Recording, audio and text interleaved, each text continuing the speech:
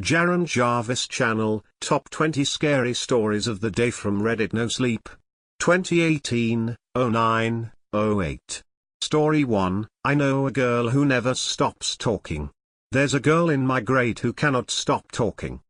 She's new this year, don't know where she transferred from, you'd think I'd have heard it by now.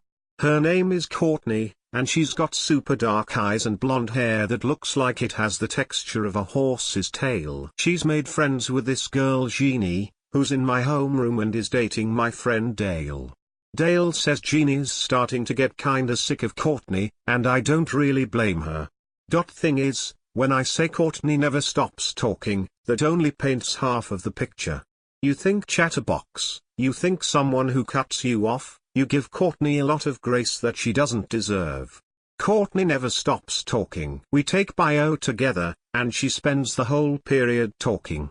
Even after Mrs. Richardson tells us to quiet down, while most of us take that as shut up, she takes it as lower my volume, but continue. She doesn't really have anything worthwhile to say, too.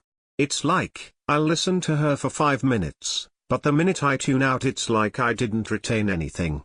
Hearing Courtney go on is kinda like throwing water at a rock, nothing's gonna soak in. I can't hardly stand it anymore, Jeannie said to Dale and I one day, dumping her bags down at our table. I love her, but I can't get a word in edgewise. Dale cocked his head with a sort of feigned confusion. Who, Courtney? He asked. Gosh, that girl is as quiet as a mouse. Jeannie socked him in the shoulder and collapsed next to him. Dale eyed me and smirked. Yeah, no, Levi thinks she's hot. I gagged on my fork and sputtered out bits of hamburger as I laughed. Oh, God, I choked out. Never. Screw you, man. Never. Wiping my mouth with my sleeve, I thought for a moment. I mean, I'm not gonna lie and say she isn't kinda cute. Jeannie shrugged. Maybe, she said, but only in, like, a Shelley Duvall kinda way. I wrinkled my nose. Shelley's got dark hair, I said. And she's way more gentle. Dale shook his head. We're talking teeth, bro, he said. He grinned wide, showing off his braces. Big old chompers. Courtney's a bit horsey in that respect. Jeannie snorted. She looked past me and smiled. Speak of the devil, she muttered. She then stood up suddenly, waving her arms. Courtney. Hey, baby. Come here. I turned around and, sure enough, there was Courtney.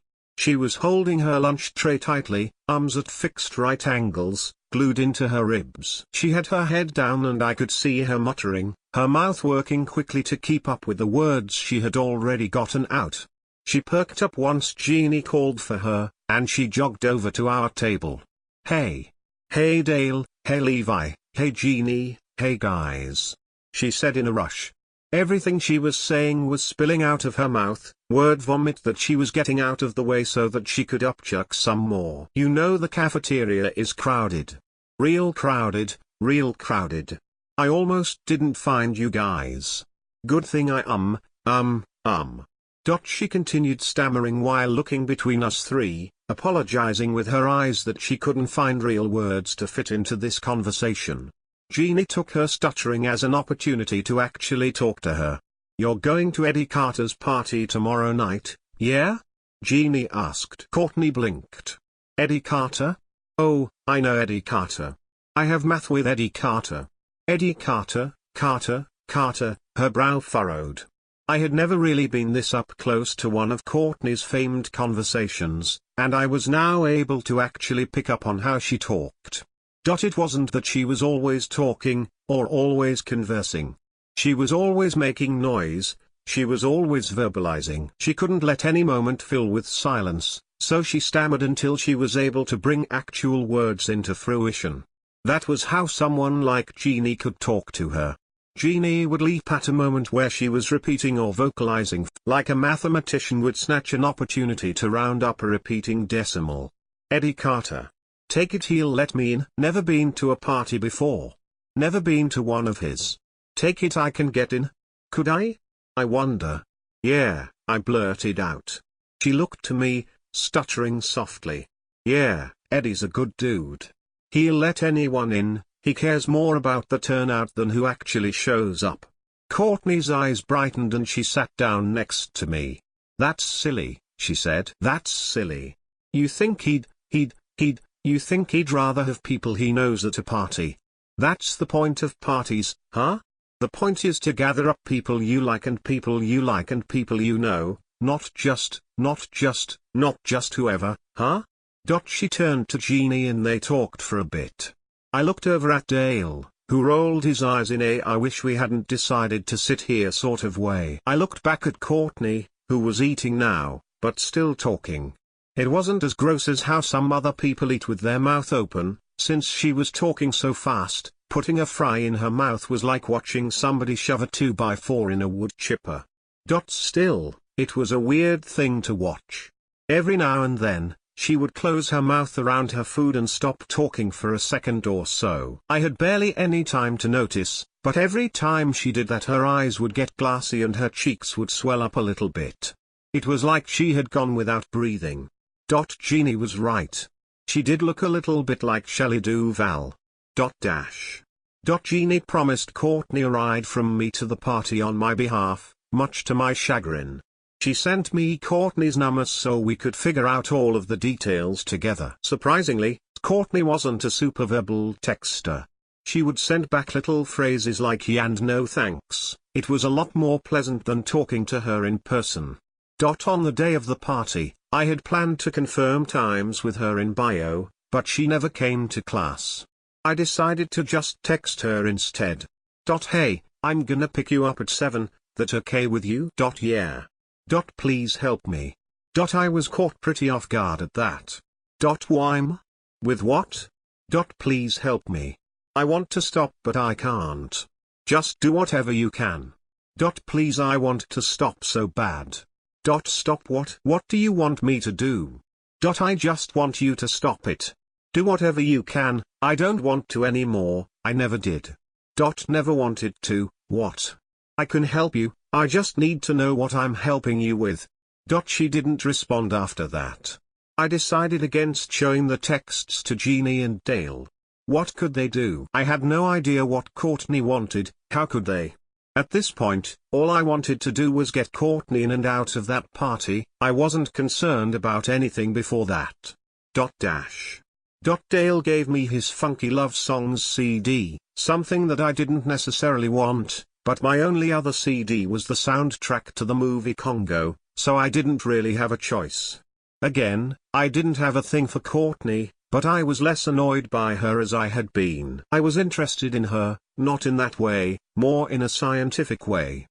She lived on the farther side of town, the side where most houses were uninhabited or broken down. It was a rural area with plenty of big, open land spaced out for every towering white house. Her house didn't look too different from many of the other ones, maybe a bit smaller. Vines crawled up every surface and the windows were shut. I could hear sticks and twigs breaking under my tires once I pulled into the drive. After 10 minutes with no response from the text I sent her, I decided to try and step in the house. I left the car running with my music playing at a low volume, then I got out of the car and peeked into the garage through the little windows they had set up. No cars, no signs of living. Just dusty boxes and light bulbs hanging from the ceiling, tied to one another through thick cobwebs. I sidestepped over to the door. Before I could even knock, the door opened in front of me. I stumbled back, grabbing onto the splintery wooden threshold and looking into the eyes of the woman who had opened the door. She had mousy hair that tangled increasingly the longer it went. Her fringe was sparse across her forehead, strands clumped together through dry sweat that most likely made the hair brittle. Her skin looked like it had the texture of poultry, greasy, open pores that gave both a slick and leathery appearance at the same time. The bags under her eyes folded into themselves, darkened from years of sleeplessness. Her mouth was stretched thin across her face, giving no appearance of lips, as if she had tucked the skin under her teeth.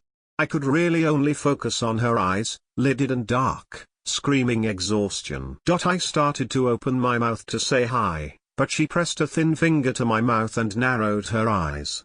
I got the message. She let her arm fall and let me into the house. I looked past her to see a man sitting at a table. His arms were folded over his head and his eyes bored into the wood. He had the same tired expression as her, frustrated and helpless. They couldn't be Courtney's parents. No, they couldn't. They're both so old and decrepit looking.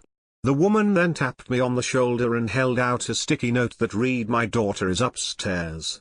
It was only then that I noticed the noise coming from this place. It was this piercing, droning screeching that was echoing throughout the whole house. It was bouncing off the walls, filling my head and making a chill run down my spine. It was like a pipe had burst and wasn't going to run out of air any time soon. The man's hands were tense against his head.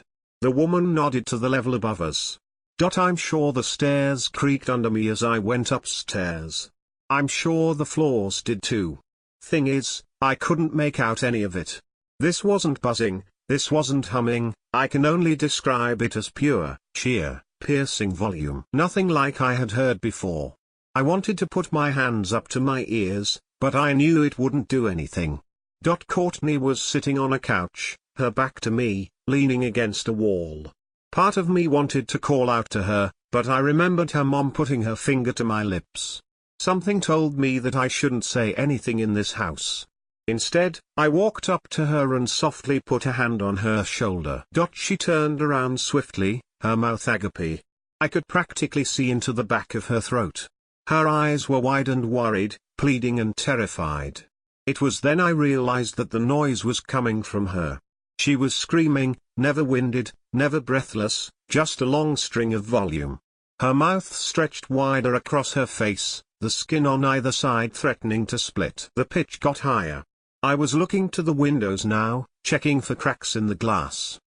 Courtney clutched my arms suddenly, digging her nails into my skin and raising her volume once again. I looked at her. Tears were falling down her cheeks and flecking out into my face from the air expelled from her open mouth. Her brow was knotted in intense fear. Her face was close to mine now, heat radiated from her. Her nails broke my skin and I could feel blood bead up under my shirt. She then thrust me away from her, looked to the ceiling, and finished her scream in a crescendo of ear-splitting pitch. The windows burst, shards and shrapnel flying opposite us. She brought her volume back down into a low stammer. I was left shaking, arms bloodied and bruised as she smiled at me. We could hear Chaka Khan from my car outside. Gosh, I'm sorry, I'm so sorry, I got carried away, I'm sorry. "'S fine.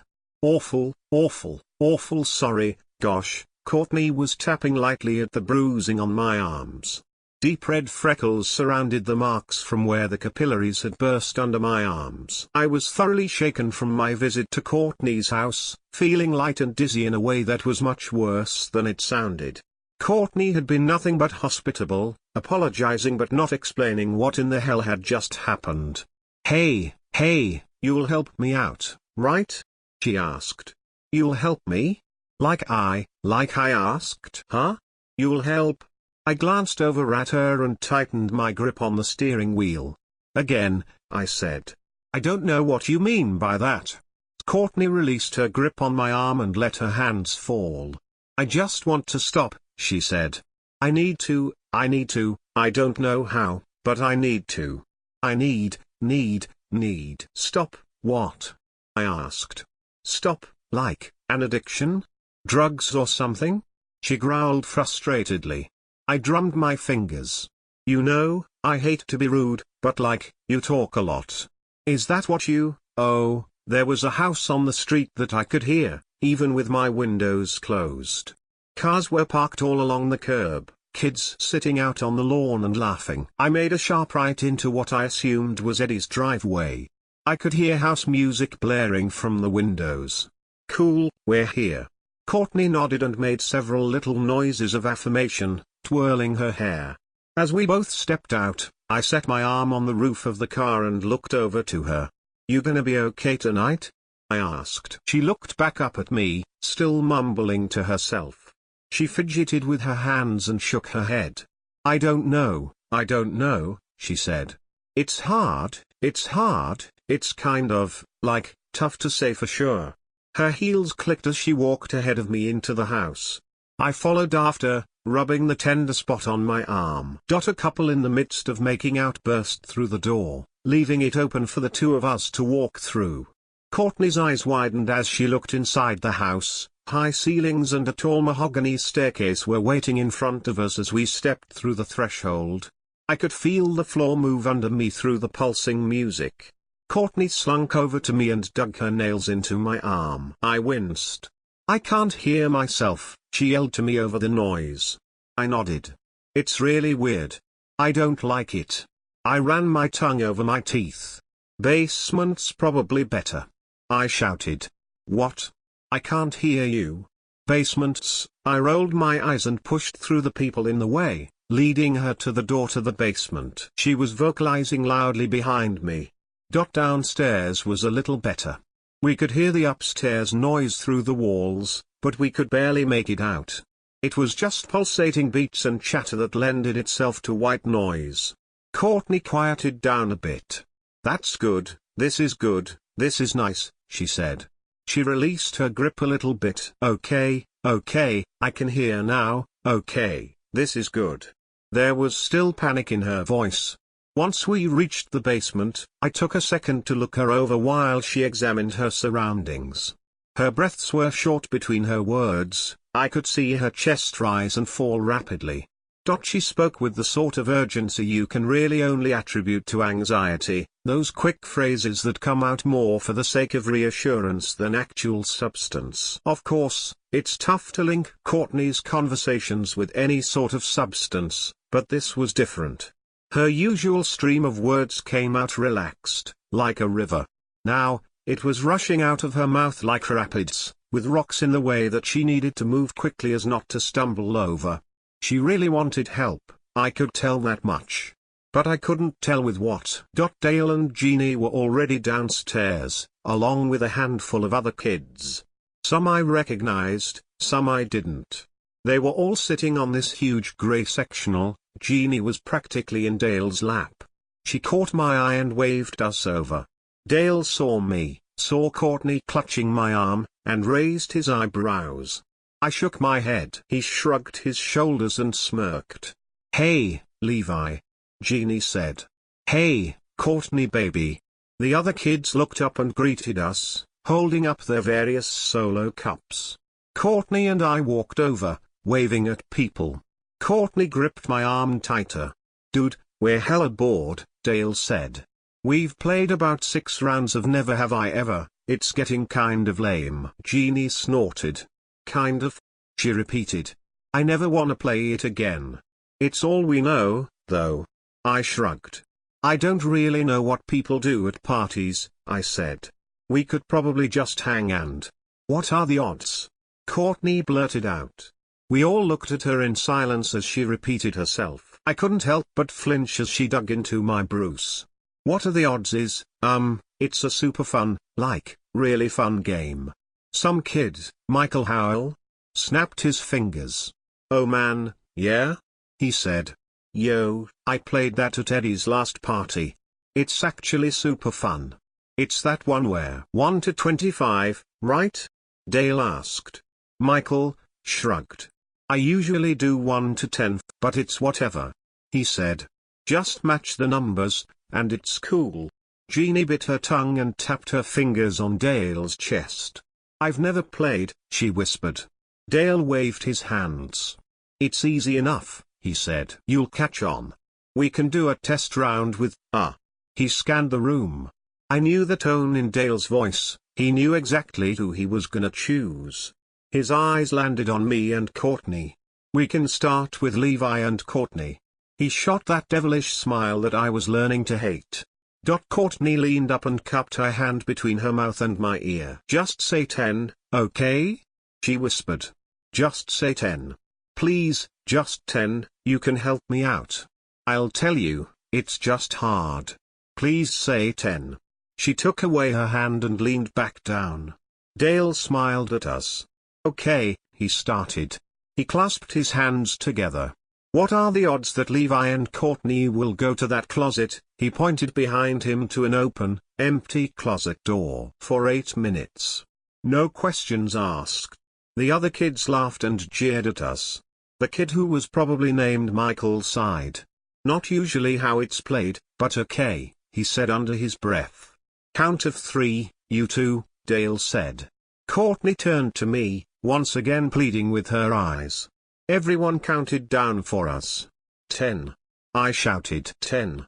Courtney shouted. All of the kids hollered as Courtney immediately yanked my arm and dragged me to the closet.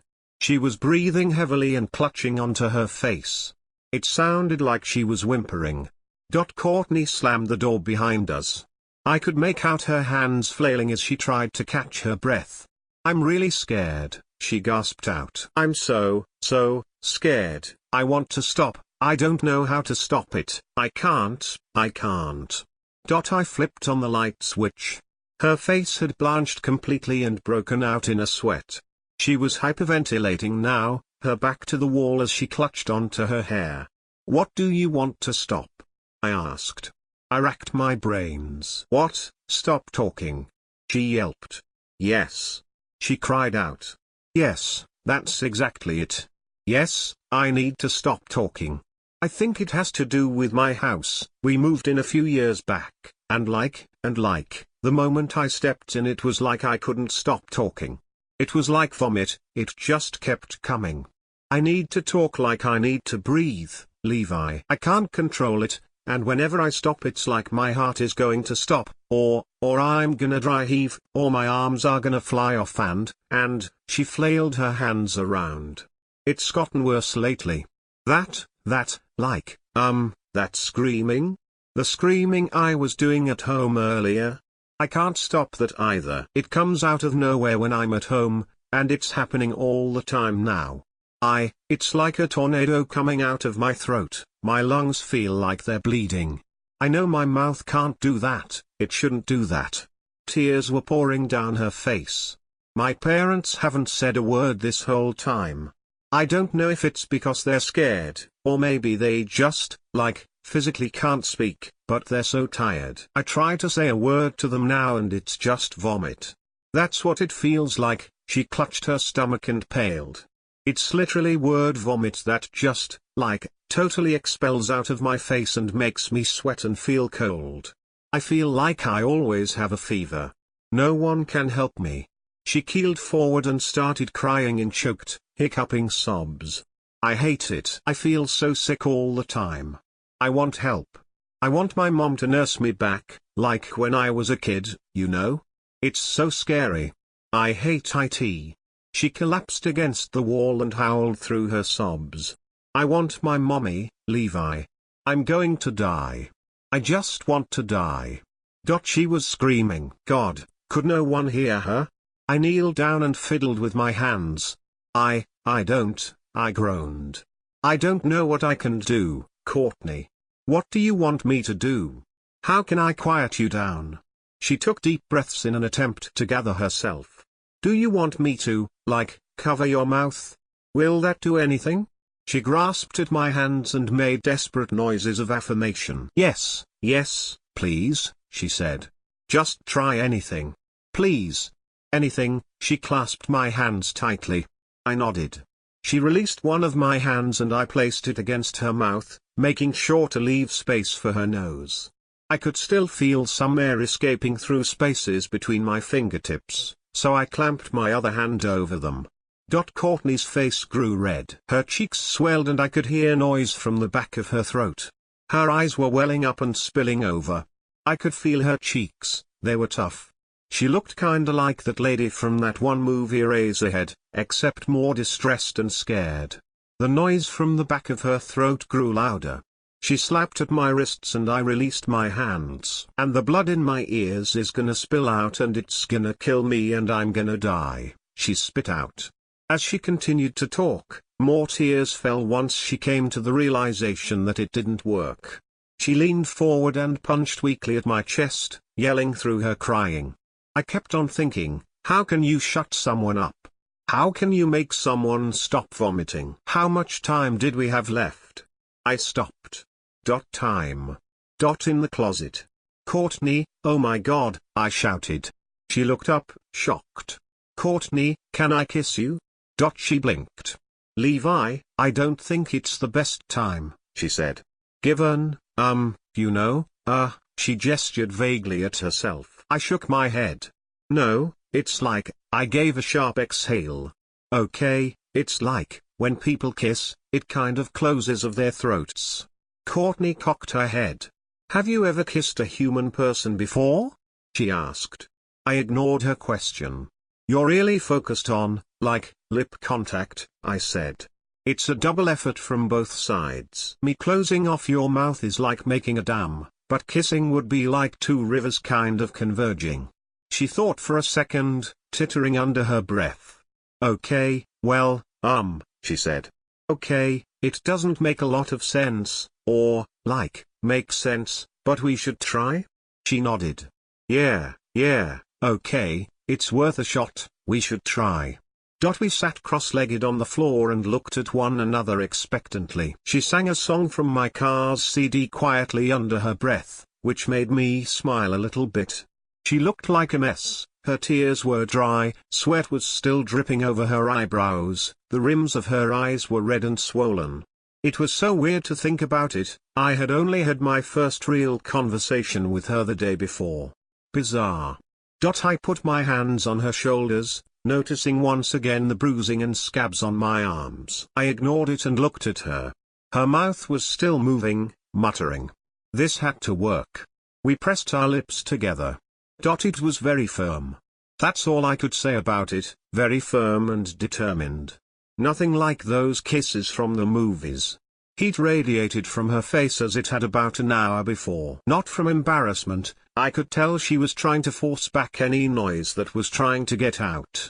I could hear it faintly, that kind of guttural noise that screamed frustration and anxiety. It wasn't as strong as it was during the whole hand clamp attempt, though. She was really trying, shoving down that word vomit. We kissed to the point where we were both furiously breathing through our noses, like someone trying to drink soda through a coffee straw. We separated and stared at each other. She pursed her lips and looked at me, breathing at a steady pace. Her lips parted and she raised her eyebrows. I smiled. So? I said. I meant to say more, but it was like all of the breath had escaped me. I coughed a little bit. She smiled. She said in a quiet tone. The same thing happened to her, like she meant to say more but was cut off by some invisible force. Worked. I finished her sentence for her with a slight flourish of my hand. Again, I meant to go on, but I physically couldn't. I tried to say more, but hot air just came out. I shook my head. She paled. She started. She pointed to me. Think, I continued. We can only talk in. I paused. My shoulders slumped down. Turns. I fell back into the wall. I stared up at the light bulb as we sat in silence for a second. Was this any better? How could I talk to my parents? How could I talk to Dale? I felt exasperated and hopeless, that kind of feeling where it's like your heart drops to the pit of your stomach and the ground underneath your feet sways. There was nothing I could do now. I'm sure Courtney felt great. She could breathe now, she could let her voice relax and actually have time to think without expelling those thoughts out. This was probably the best she had felt in a while. But, Courtney said. I looked at her. She was smiling, though her shoulders were tense. She looked relieved to be breathing at a normal pace, letting moments fill with pauses. I said, smiling half-heartedly at her. She gestured to herself and grinned. Better? She said. She shrugged. We chuckled, then that grew into laughter. We were both in hysterics, crying, laughing in our delirium. Thankfully, we didn't have to do that in turn. She sighed and curled up on the cramped floor of the closet. Thanks, she said. I gave a thumbs up. God, she looked like she was about to fall asleep. So much exhaustion finally lifted off of her. No more vomit. Story 2, Leslie. I don't know how long I stared at the notification on my computer before I clicked on it. A new private message from Leslie. In the right corner of my screen, a glowing green light next to her name indicated she was online. Leslie, 808 undecillion 808 decillion 808 nonillion 808 octillion 808 septillion 808 sextillion 808 quintillion 808 quadrillion 808 trillion 808 billion 808 million 808,808. Who is this? I replied. A message bubble with a dancing ellipsis appeared. Leslie is typing. Leslie, 808 undecillion 808 decillion 808 nonillion 808 octillion 808 septillion 808 sextillion 808 quintillion 808 quadrillion 808 trillion 808 billion 808 million 808,808. The morning sun burned across my face as I sat at one of the little tables outside the coffee shop, but I shivered, then looked around to see if anyone was watching me. Was some sort of joke? No one appeared to pay me any mind. Leslie is typing. Leslie, 808 undecillion 808 decillion 808 nonillion 808 octillion 808 septillion 808 sextillion 808 quintillion 808 quadrillion 808 trillion 808 billion 808 million 808,808. Who is this? I typed again. Had her account been hacked? Had someone found her phone? Was this her killer? I decided on the first. But still, I couldn't simply shut the window. Not yet. All those months with no news. Gone without a trace. Leslie is typing. Leslie, Mo0sy. Mo0sy. Mo0sy. What the hell? Mossy? Moozy? I wiped my sweaty palms on my jeans and looked around again. People were laughing, chatting. Enjoying the unseasonably warm March morning. They seemed oblivious to the fact that I was falling apart. What are you saying? I typed. Where are you? Leslie is typing. Leslie, I don't know who. No 1765 808 DVDSZ. No help mail me. Help me? My confusion turned to anger. This was someone's idea of a joke. I typed, what is wrong with you? It takes a sick person to do this. I slammed my laptop shut and sat there for a moment with my eyes closed. 6 months, and the loss of her still consumed me. I no longer clung to hope that Leslie was alive, and I felt ashamed of that. Now I only prayed she'd be found, and the person who'd taken her would be punished. The investigation so far had been frustrating and fruitless. The police had spent most of their time investigating me. My phone buzzed, delivering my second nasty surprise of the day when I looked down to see Michael Vandergriff's name on my phone.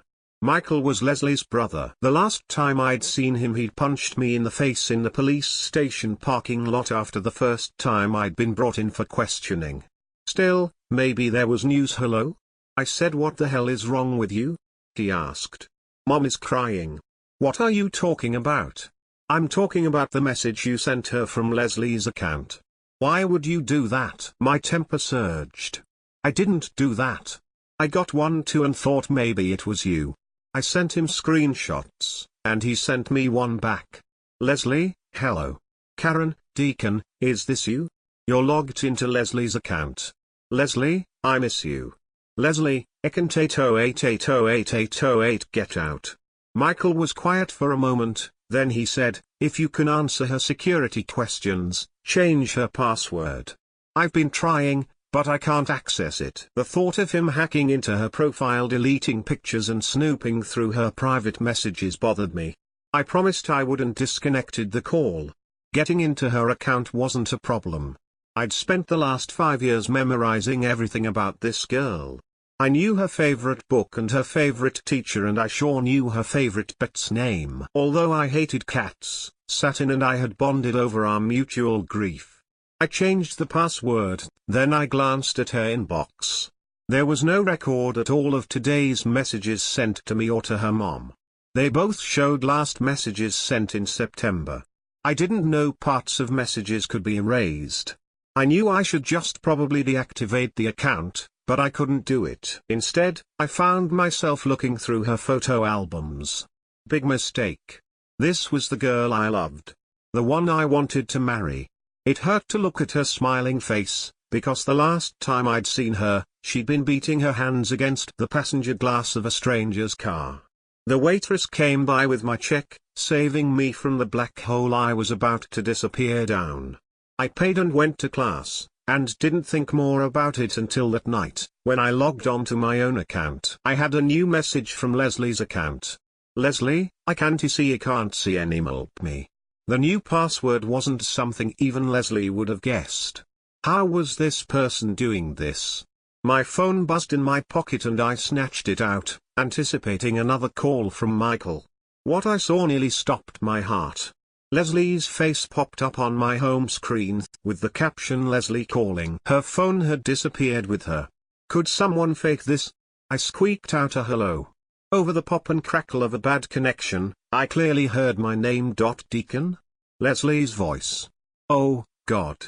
She was alive. "Leslie, baby, where are you?" The voice on the phone screamed one word, over and over. "No." Then the call disconnected. With shaking hands, I tried to call her back.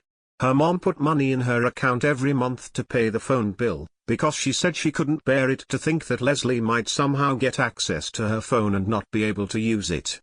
But my call went straight to voicemail. I disconnected and jerked on some shoes. This was different. This wasn't social media. I went straight to the police department. It was hard not to feel resentment as I sat across from the sheriff. I mean, I knew he was only doing his job, but even after I'd successfully passed the lie detector, I'd still been followed and interrogated. I felt like he'd let the killer slip by because he couldn't see past me. I told him about the messages and he frowned. Why would someone be doing this now, after he checked the file in front of him and grunted? 6 months? I had no answer for that, but I signed a release for my phone records and he promised to trace the call and get back to me. After I left, I debated calling Michael and decided against it, for now. At home, I had another message from Leslie. Again, a string of gibberish. "Leslie, 808 quintillion 808 quadrillion 808 trillion 808 billion 808 million 808,808. Leslie, 9 to 1765 Mo 0 SY. I couldn't make any sense of it, but thought it strange that it was the same sequence of numbers. I thought about how we'd first met. We'd both had summer jobs at the hospital, dealing with medical records. She worked in the medical records department and I was basically a gopher, delivering files all over the hospital. Because of the concrete walls, cell phones weren't exactly reliable, so we were supplied with these archaic, numeric beepers. She'd message me a floor and a file number and I'd retrieve them. One day, just goofing off, I'd sent her 3i7537i4, which as any 5th grader could tell you spelled "Hi Leslie" upside down on a calculator, or those pages. Not much of a pickup line, but somehow it had worked. We started messaging each other in code. Some were standard: 20 for location, 411 for info, 911 for emergency come up here, 143 for I love you, 1432 for I love you, too. Some we made up. I decided to try these on her messenger. Deacon, 20. Leslie is typing. Leslie, Mo SY. Deacon, I'd what that means. 411 Who is this? Leslie, 317,537. 814. My mind raced. How would anyone except Leslie know this, especially since we hadn't used the same way of coding of our names? 814 was just my birth month and day, but it was what she'd used for my name. Leslie is typing. Leslie, 607. That meant I miss you.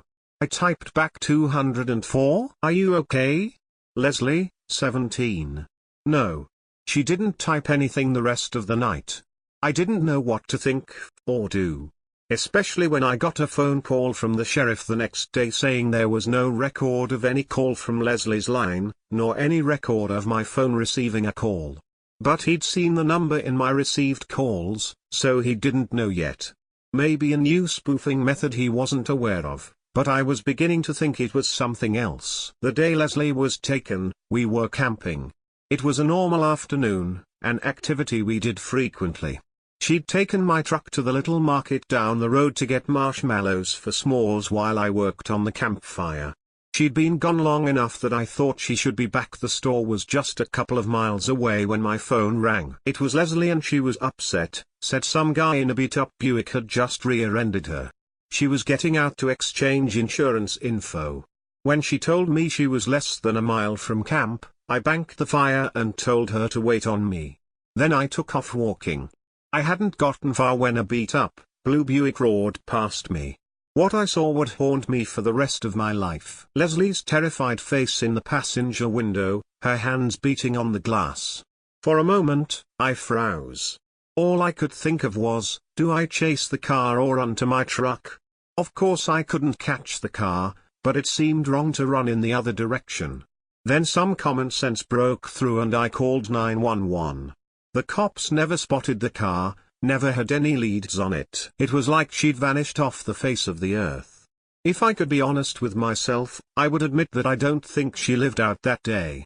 I still don't think she did. That afternoon, I skipped my afternoon classes and got back on my laptop. I just had the feeling something was happening and I needed to be here. Something I hadn't been able to do before. The green light beside Leslie's name indicated she was online. I got a notification that she tagged herself in a location. Briarridge Baptist Church. I looked it up on a map. It was about 10 miles from the campgrounds. I grabbed my keys and headed that way. 30 minutes later, I stood in a deserted parking lot, staring at the charred remains of the church. The only thing that remained was a large sign in the front with the message, "Come unto me, all ye that labor and are heavy laden, and I will give you rest." Matthew 11:28. I felt foolish. Did I really think Leslie was sending me messages from the grave? The late afternoon sun was setting, and streetlights began to buzz on.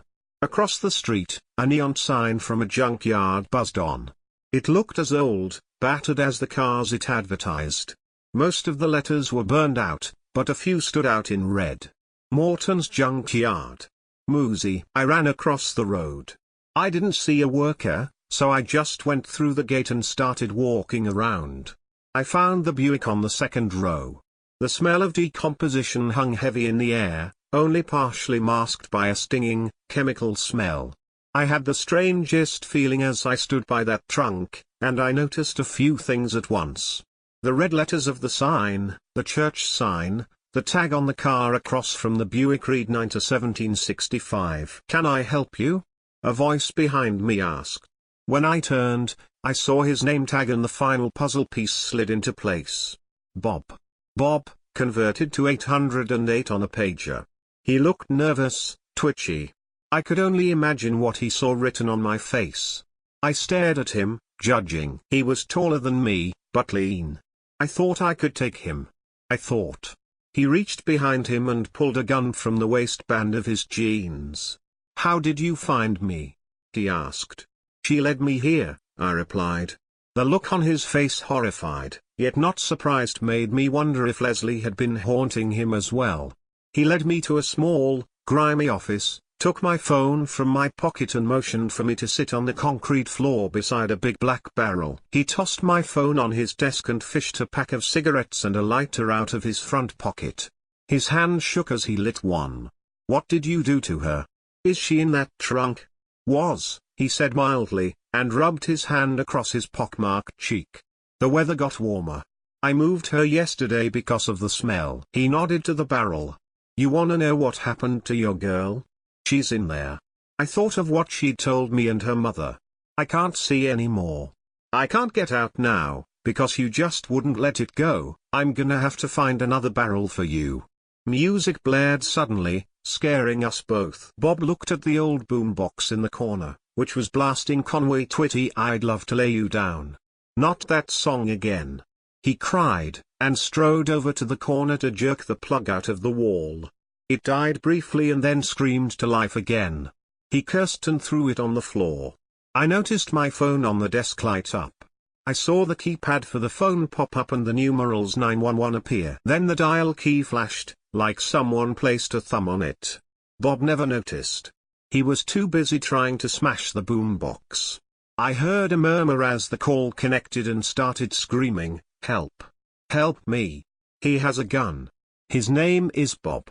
Bob looked at me in utter confusion for a second. I looked away from the phone, toward the window and kept screaming. He pulled his gun and started toward me. Somehow, the cord from the boombox dangled around his feet. He crashed to the concrete. I had just finished tying him up with the cord when the cops arrived. The truth of how I'd gotten there would have gotten me locked up in a mental ward. Instead, I told them he was the one who'd been messaging me. He lured me here and confessed. I told him where her body was, and where it had been, while Bob sat silently. At the station, he confessed to everything. From raping her while he played Conway Twitty, to strangling her and keeping her body in the back of the Buick, to being haunted from her ever since. He said he was glad to confess, now maybe he'd have peace. In a way, he was right. Bob was found hanging in his cell that night. I wondered if he'd had help with that. When I got home from the station, I found another message from Leslie. Leslie, 53. 143. I typed, "You're welcome. I love you too." Story 3, Surrogacy. The reason this bullshit is happening to me is because I tried to do a nice thing. That's all there is to it. Emma was the daughter of one of my mom's friends. We knew each other as kids, but our friendship was mostly we were forced to play with each other because her mom was over or my mom was visiting her and I got dragged along. After middle school, when I could finally watch myself, we didn't even try to keep in contact. But now there's this brilliant thing called Facebook, where you can reconnect with anyone from your life, from your second grade teacher to that girl you used to play together with as kids. Or you can stalk their page to see how much better their life is than yours. Emma was the one who sent the friend request, and because I didn't want to be a bitch I accepted it. Emma Buddy was now Emma Smith. She'd gotten married to her high school sweetheart and they'd both been raking in enough dough from their jobs to afford a yearly cruise. Last year's they'd gone to Alaska. I didn't even know there was cruises for Alaska. But I figured what the hey, I've done okay for myself, gotten published a few times in various magazines. I had a German Shepherd named Bailey that could sit up on command and would fetch me tissues whenever I sneezed. I was fine. Then Emma sent me a message. "Hey, Jennifer. It's been such a long time since we've talked. I'm sorry we've drifted apart. You wanna meet up sometime next week for coffee so we can catch up?" I'm horrible at finding nice ways to say I'd rather not thanks, so I ended up saying sure, expecting us to make plans that we'd never follow through with and then we'd go on with our own lives. We ended up meeting at a nearby cafe next Saturday. Emma had grown up from the awkward pigtailed child with a stutter to a beautiful woman with a great smile and a contagious laugh. I had to tell my very gay heart to calm the fuck down as she was happily married to a man. Said man was a guy named Adam, and he was an optimistic, upbeat fellow that worked as a doctor. They lived in a great neighborhood, with a nice backyard and plenty of space for the kids. It was when she brought up kids that her laugh seemed to fade and she curled into herself, staring at her chai tea. I asked her what was the matter, expecting her to tell me that she was worried about how her career would fare with children or that she was having a little trouble conceiving. A little trouble was an understatement. Emma had found out just a few days prior that she would never have children naturally. She might have had everything in her life perfect for a baby, but her womb was never going to let that happen. Adam was also crushed by this news, but he was already searching for alternatives: adoption, fertility treatments, and surrogacy. You can see where this is going. Before I even thought about it, I offered to be her surrogate. Around the edges I come off as rather rough, but if I can help someone, there is nothing that will stop me from offering that help. Of course my help isn't always accepted, but Emma wrapped me in a crushing bear hug and thanked me. The process itself was pretty boring, so I'll just skip all that, but lucky for everyone involved, my womb was ready for the whole baby making thing, and once everything was all set up, I was set to carry Emma and Adam's baby. The first few months were as expected: morning sickness, sudden bursts of crying, tender boobs, basically your average pregnancy. Emma and Adam were incredibly supportive. They handled all the doctor's appointments, covered all the costs, and I got 2 new friends out of the deal. Then I cut myself and all hell broke loose. Emma and Adam were over having tacos at my place. I was dicing tomatoes and I just turned to laugh at a joke Adam made when the knife accidentally caught my thumb. I'm a klutz, so I just swore and shook off my hand, asking Emma for a band-aid. Both of them went quite pale before Emma sprung up and had me sit down, asking Adam to get the first aid kit. I laughed and told them to calm down, it was only a cut, but Adam seemed about 5 seconds away from driving me to the emergency room. My cut was cleaned and bandaged, and I was given strict orders to remain still and to avoid aggravating the wound as much as possible. Again, I insisted it was just a cut, but Adam looked dead serious as he made me swear to be careful. For a moment, I felt a little panic in my chest, but it faded as soon as Emma brought me a plate of tacos. What? I'm pregnant, and I was hungry. Besides, I reasoned they were just nervous for my safety. They'd already confided in me that Emma had miscarried twice and I knew losing this baby would crush them. A week later, I attempted to remove the bandage and get on with my life. The cut wasn't too deep and it should have long been healed. It looked just as fresh as it did back then. The moment I twitched, the wound burst open again and my hand was soaked in blood. Bailey, who'd just been napping on the other side of the room, shot up to her feet and growled. I'd never heard her make that sound before. She was such a gentle dog and she'd never been aggressive before. I managed to bandage myself back up, but I did call Emma and let her know what happened and asked if I should go to the doctor about this. Emma scolded me about removing the bandage but told me it wasn't necessary to go to the doctor. Whenever she and Adam came to visit he'd make sure it was all right. She told me that wounds don't heal the same when you're pregnant. At that point I burst into tears again, but I blame that on the hormones. After that I became incredibly paranoid about getting hurt again. I didn't shave because I didn't want to deal with a shaving cut. I let Emma handle the knives for chopping veggies when she came to visit. I was very careful. No matter what I did, that cut didn't heal. In fact, it seemed to get worse, no longer resembling a cut but more of a gouge, ripping back open if I so much as peeked at it. I was concerned, yeah, but I didn't think it was something to panic about yet. Like Emma said, wounds take longer to heal when you're pregnant, and I was pregnant. Emma was more of an expert on this than I was. Then I began having the nightmares. The first time I was surrounded by dark figures, it was so unbearably hot. I was tied up and face down while they all just stared and laughed at me. A voice hissed the word "Stevel's wife" into my ear before a red-hot brand was pressed against my bare thigh. I screamed and cried as it burned. I know you're not supposed to feel pain in your sleep, but I did. I truly did. When I woke up the next morning, exhausted and my throat feeling like sandpaper, there was a bruise right where I was branded. One of my neighbors knocked on my door and asked if I was all right. They'd heard me screaming last night. I don't know why they didn't think of calling the cops if I was screaming bloody murder, but some people just don't want to be involved, I suppose. There were more nightmares, more than I can count. I was whipped, burned alive, skinned. I'd wake up with injuries I'd have no memory of getting, bruises and scrapes that I'd have to immediately bandage up before I bled everywhere. Bailey used to sleep in the same room as me. Not anymore. She would remain outside the door and wouldn't come in until morning. People at work were genuinely concerned I was in an abusive relationship with how the bandages and bruises popped up. One even offered me a safe place to stay. I declined, saying I was just having bad dreams and that I probably needed to be tied down for my own safety soon enough. I joke about that to Emma and she took me seriously. I threatened to clock her one if she actually put restraints on my bed. I then burst into tears again and told her how sorry I was for threatening to hurt her, that she was a good friend and I was being horrible, but then Emma screamed. I was crying blood. It wasn't that my tears were tinted red, I was crying literal globs of blood down my cheeks. I looked in the mirror and I looked like a fucking horror film. I'm not going to lie to you, if I hadn't already been past that point, I would have gone for an abortion and not felt guilty about it. Okay, I would have felt a little guilty, but clearly my body wasn't as baby ready as the doctors said it was. I'm staying at Emma's and Adam's house now, ready to pop in little over a month, and I think I've been had.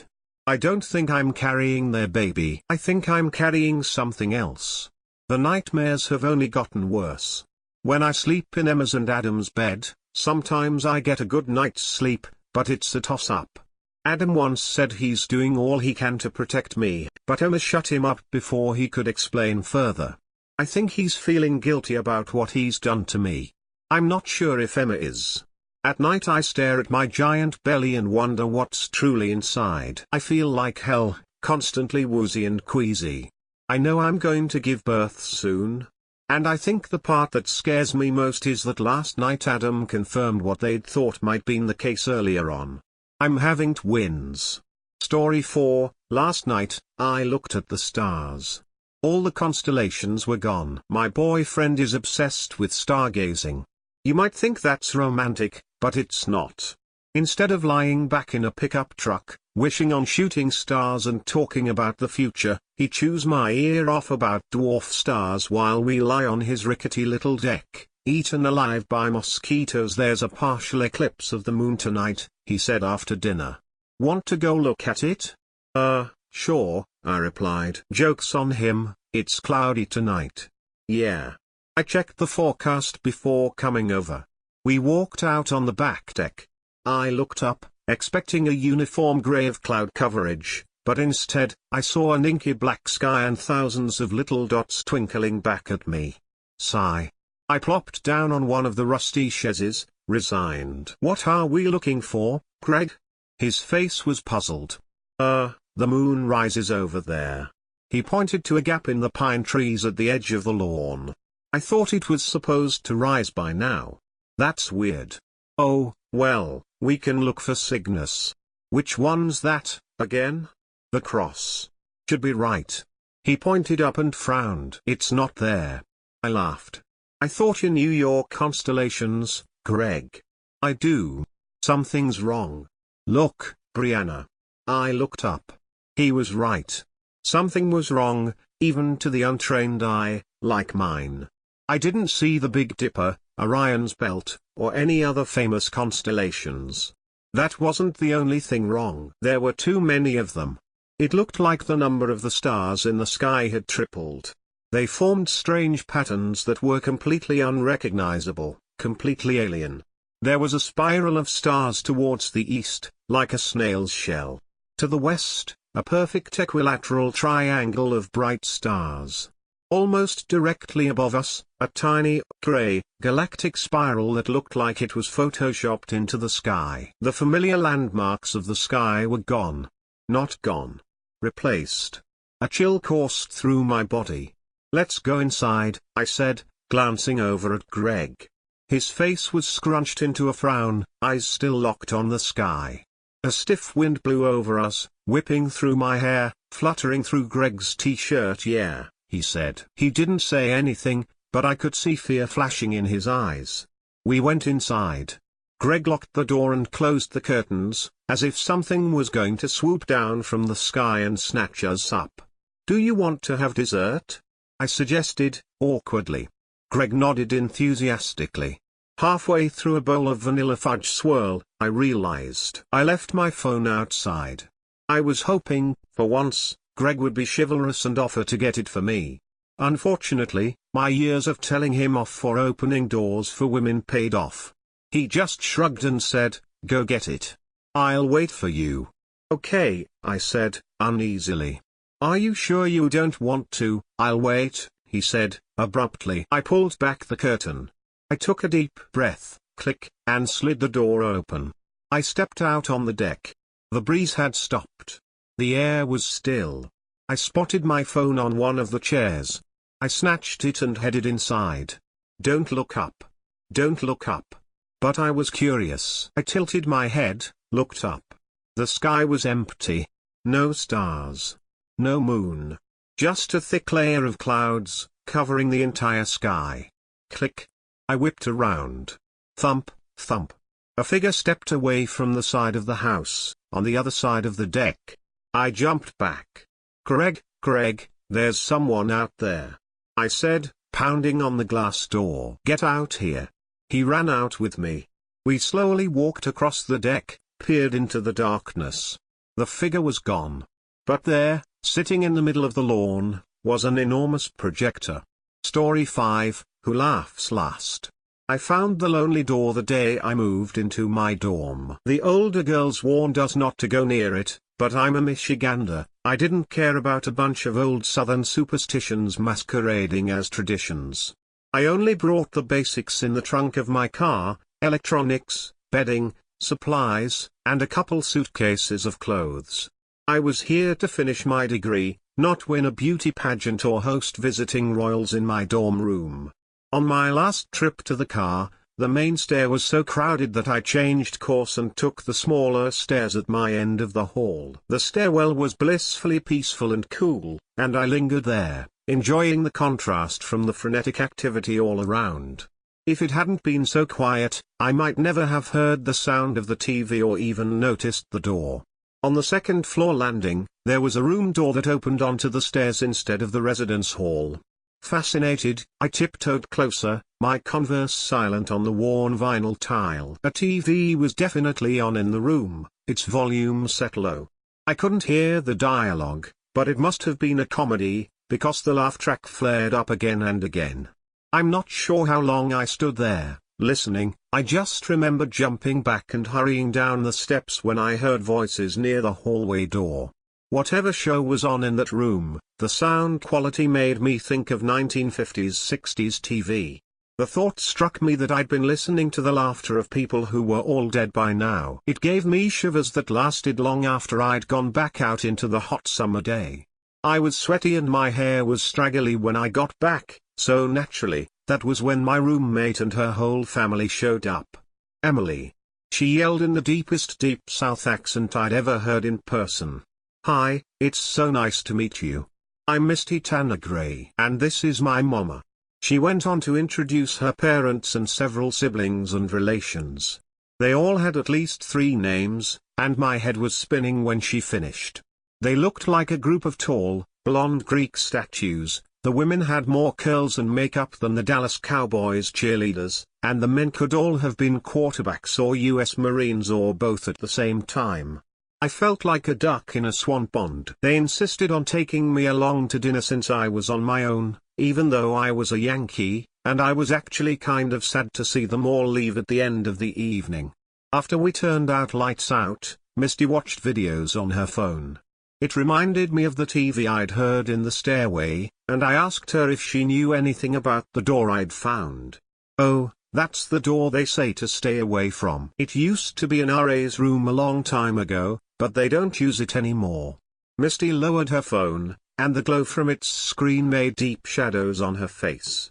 "There's a story about it." I rolled my eyes to myself, but I told her to go on. "Years ago, nobody agrees on how long, a girl named Claire lived in that room. She was always a little strange, the story went, but she got progressively weirder as the year went on until even her boyfriend broke up with her. She coated the whole inside of the room, including her clothes, with sterno, paraffin wax and charcoal dust. She worked the mixture into everything so hard that her fingers were cut up and her blood was everywhere. Then, at 3:33 a.m., she spiked a can of hairspray and set the room on fire. They found her body with her fingers crumpled underneath the door like she was trying to get out. They also say they didn't find a lighter or matches in the room, and nobody knows how the fire started. Some nights, Misty said as she turned off her phone, the story says, there's a smell like burnt popcorn in that stairwell, and if you open the door and smell it, just go another way. I've never smelled it, but I just don't use that stairway, ever. Friday was a very long day. New student orientation. College of Arts and Sciences orientation. Finding the academic buildings and cafeterias and libraries and rec centers and the bookstore. Misty had activities with her sorority all day. She was still out when I turned off the light to sleep. In my dream, I stood in a space that was all dark except for a small TV. On the black and white screen, two couples were playing cards in a room full of old-fashioned furniture. The dialogue was faint, I only heard the rhythmic rise and fall of audience laughter. The screen brightened, and I saw her, a girl about my age standing a few feet in front of me to my right, facing the TV. At first, I could only see her long, dark, stringy hair and the back of her white bathrobe. The light flickered, and I noticed her left hand. The tips of her fingers were bruised and swollen, and drops of bright, red blood, the only color in the room, dripped slowly onto the shiny floor. She spoke without turning her head. "Make them stop," she said in a small voice. "They're laughing at me. Everyone is laughing, telling me I don't belong. Are you laughing, too?" I wanted to help her, tell her it would be all right, but I couldn't speak.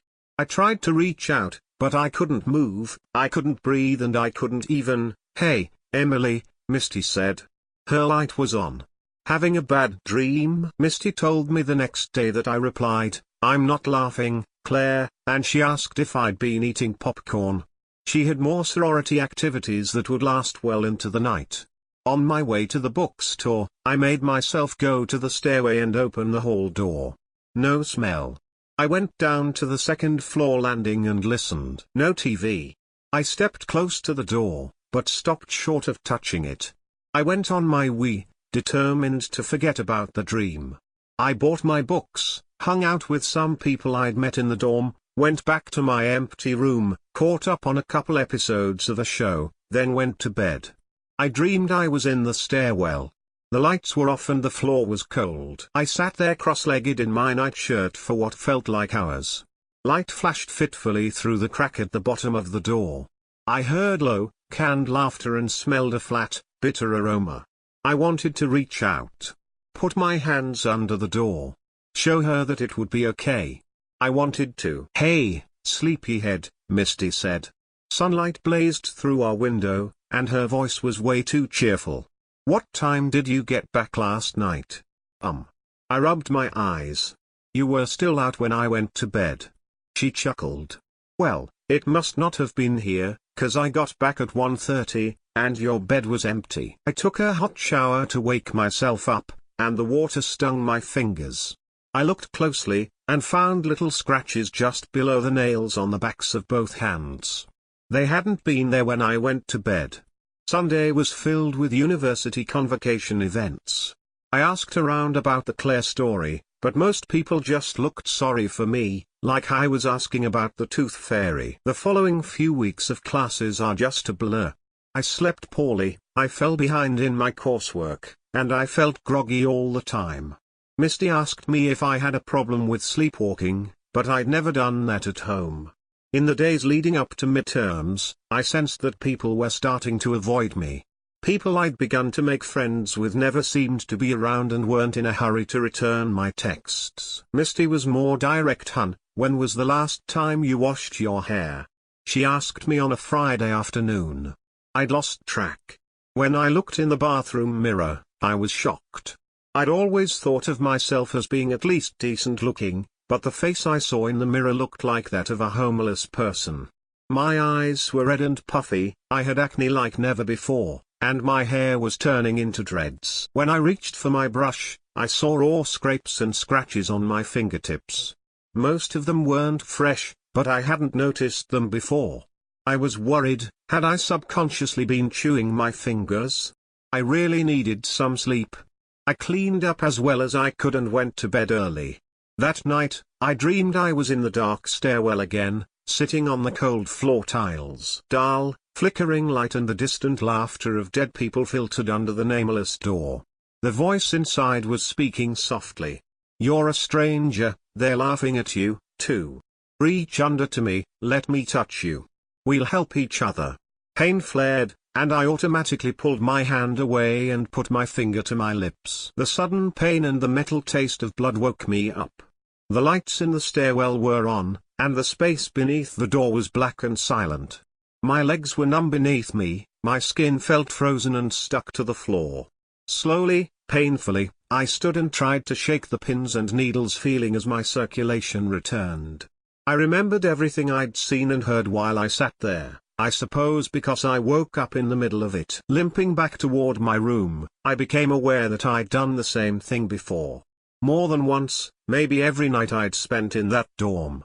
I'm not superstitious, I don't believe in ghosts, I told myself.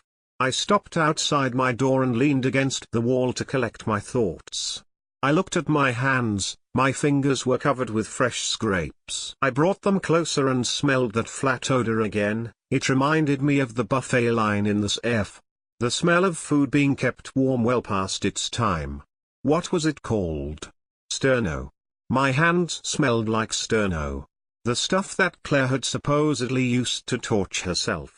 My heart made the connection that my mind refused. By the time I was finally able to feel the rough texture of the hallway carpet under my toes, I had the beginning of a plan. I'd heard a phrase long ago that came back to me then: resist the devil, and he will flee. Resist. In my dreams, or whatever they were, about the door and the girl, I'd wanted to go along with her, to comfort her, help her. Thinking about it while awake, though, I was convinced that what I'd been going through was real, and that she needed more than I could give. I needed it to stop. I had to find a way to resist. Misty was home for the weekend, so I had the freedom to be as weird as I needed. I went to Walmart and bought duct tape, a barbecue lighter, a battery-powered alarm clock, and a pair of flannel pajama pants. That night, I prepared everything and went to sleep, thinking of the door. The laughter of the dead echoed softly in the dark gulfs above and below me in the stairwell. Another sound had awakened me, though, a shrill beeping that demanded my attention from miles and miles away. What was it? Dirty grey light strobed beneath the door in front of me, and I saw myself reaching out. Do you hear them laughing? The girl's voice coaxed on the other side. We'll stop them. They won't make fun of us anymore. I was so confused, I just wanted to go back to sleep. But there was something else I'd wanted. It's in your blood, the voice crooned as the studio laughter swelled along with a flourish of tinny, commercial break music. A sharp, pinching pain in my finger and a metallic tick jarred me further awake. I realized the annoying sound was the alarm I'd set. The long stem of the lighter taped to my hand wrapped against the doorframe. It all seemed so difficult and complicated, and I felt so sleepy. I started to drift. The pinching sensation blossomed into agony, and the familiar, flat aroma filled my nostrils. I felt all the way awake, but the stairwell was still dark. I flexed my legs to try to fight off the stifling weight of my drowsiness. The flannel pants had kept me a little warmer. My hand was trapped under the door, though, and I cried out as it twisted in the unseen grasp of or whatever was on the other side. I yanked the lighter out of the tape and jammed the barrel as far under the door as it would go. The bitter scent grew stronger. I fumbled with the trigger. It didn't light. The pain in my fingers spiked, and I screamed. I squeezed the trigger again, a spark flared. For a moment, it felt like all of the air had been sucked out of the stairwell. A massive roar and a wave of searing heat shot out of the space under the door, and I fell backward. I stared up at the bright fluorescent strip overhead and listened to the wail of the alarm clock I'd taped to the banister hours before. It was 3:34 a.m. The skin of my hands was red and hot, like I'd gotten a bad sunburn. The whole place stank of charred popcorn. My burns healed in time. I get good grades now, and people talk to me like I'm normal. I'm not a big fan of the buffet these days, but I still like to watch old sitcoms on Netflix late at night. I even have a boyfriend now. One who doesn't care that I'm not just like everyone else, or that I sometimes chew on my fingers. Story 6. If I ever try to make a deal with the devil again, I'll summon a smarter demon. I drew the pentagram and symbols on the hardwood floor, lit the candles, and chanted the incantation that was written in the ancient leather-bound book. Squaring my shoulders and setting my jaw might have made me look more confident, but I was nervous as hell. I doubt anyone would blame me. Summoning one's first demon is more than slightly terrifying. But I needed to do it. I had tried everything else I could think of to set my crumbling life back on track, and supernatural intervention was my last resort.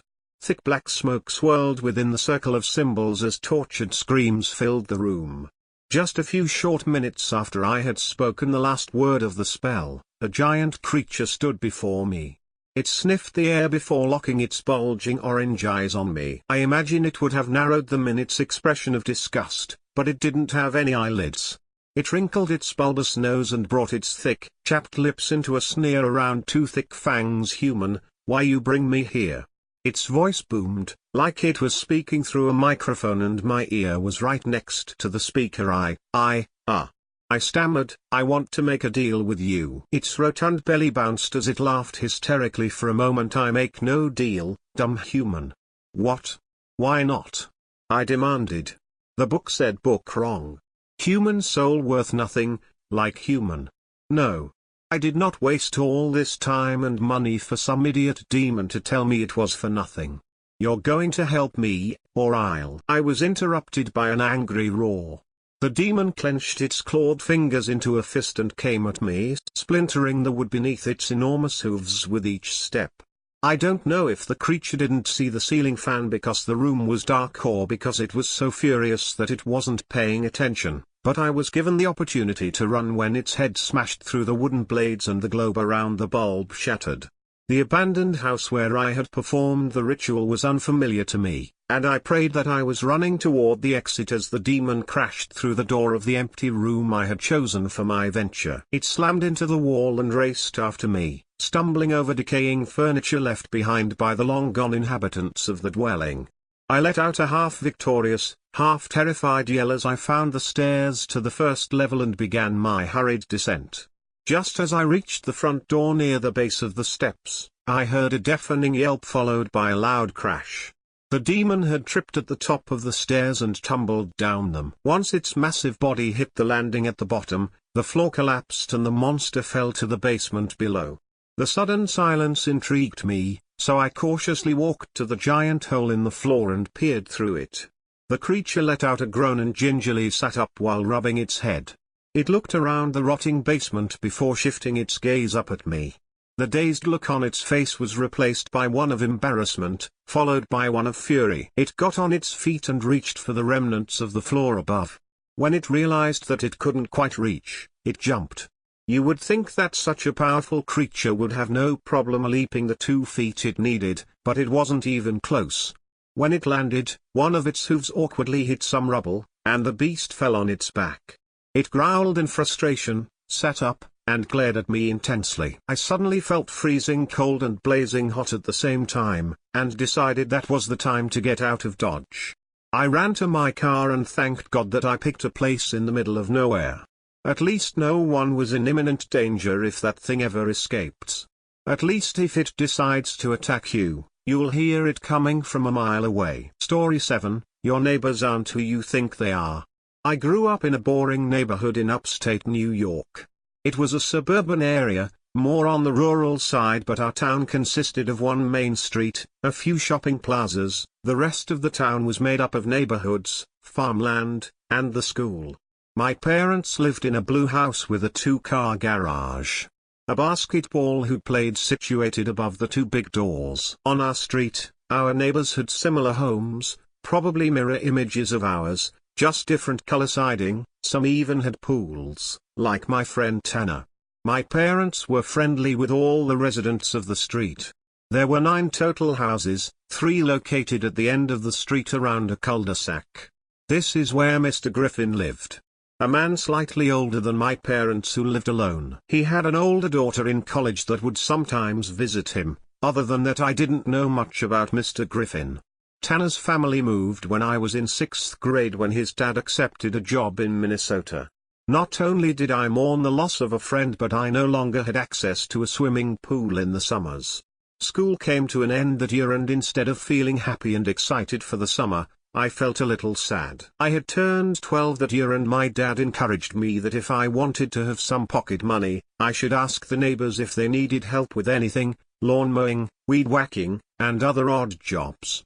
I had been mowing our lawn since I was 10 to earn my allowance, and my dad thought this could be a good way to keep me occupied and out of trouble, especially while he and my mom were at work. My older sister, Taylor, worked at the local ice cream shop during the summers. This meant that I was usually home alone during the week from 10 a. 6 p.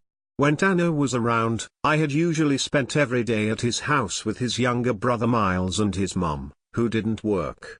Given I was 12 this year, I had aged out of day camp.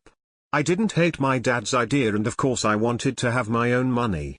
I also wanted to hang out with my friends or play video games. The first week school was out, I started knocking on doors around the neighborhood asking if they needed help with anything. Mrs. Morrow, who lived across the street, asked me to mow her lawn once a week, and while I was there to water her flowers. She was an older lady who was widowed and knew she could pay me less than the lawn guys that came to do the job. I felt good. I received a rejection from every other neighbor besides Mr. Griffin. One thing about our neighborhood is that people were meticulous about their lawns and landscaping. They had hired professional help or preferred to do it themselves because there was always this unspoken competition about who had the nicest lawn. When I got to Mr. Griffin's house, it was the first time I noticed his pool. I usually never came down to the end of the street. Sometimes I would ride my bike, but I never looked too closely at the houses. It was big and it had a diving board. My 12-year-old self couldn't stop staring. "You like that pool, Max?" Mr. Griffin had scared the shit out of me. Jumping back, I nodded. "How can I help you, son?" "Well, I'm here to ask if you want me to mow your lawn or weed whack. My dad wants me to keep busy this summer." "Well, your dad sounds like a smart man. I am particular about my lawn, but how about you help with painting my fence?" I smiled and nodded again. "Okay." I couldn't stop looking at the pool. I love swimming, not competitively but as a kid, jumping in a pool and being in the water was therapeutic for me. Tanner and I could think of any game to play in the water. I was usually wiped from a full day of swimming. Mr. Griffin noticed me still looking at the pool. "Tell you what, you help me paint the fence and you can swim in the pool all you want." "Really? Meet me tomorrow around 9 in the morning, we'll get a good start on this fence and bring your suit." I ran back home as fast as I could. I couldn't wait to tell my parents. At dinner, they were just as happy for me. I could even tell they were relieved, as I now had a way to spend my days. The only person who didn't look happy for me was my sister. "He's a creep." We all looked at her, my dad seething that she could even say that. Why? Because he lives alone? That's not fair, Taylor. He's a nice man. I've spoken to him plenty of times and I don't believe that. My mom agreed. I've spoken with him plenty of times. We usually talk about our daughters. My sister just stared. I honestly didn't know what she was referring to. Today had really been the first time I ever interacted with him and I thought he was nice. I chalked it up to her being her moody self. I showed up at 9 a.m. the next day, swim trunks and all. "You okay with getting paint on those?" I shrugged. He showed me the paint and how I should move the brush along the fence. He had a white fence outside his front door and big fence in the back that was stained. He said after we completed this fence, we could start working on the one in the back. "Before we start, I got a couple rules for you, son. Under any circumstances, do not go into the house. I know that may sound a little strange, but I'm remodeling inside and I don't want you to get hurt on anything. If you need to use the bathroom, you'll have to run home real fast. This doesn't mean you can pee in the pool either," he said, smiling. "This is where shit starts to get weird." I couldn't go in the house. I figured I would just hold it until I could swim, and in fact I would pee in the pool. How would he know? He left me with the paint and I started working on the fence. A couple hours went by and he asked if I wanted a break. I said no and he told me to stop at noon.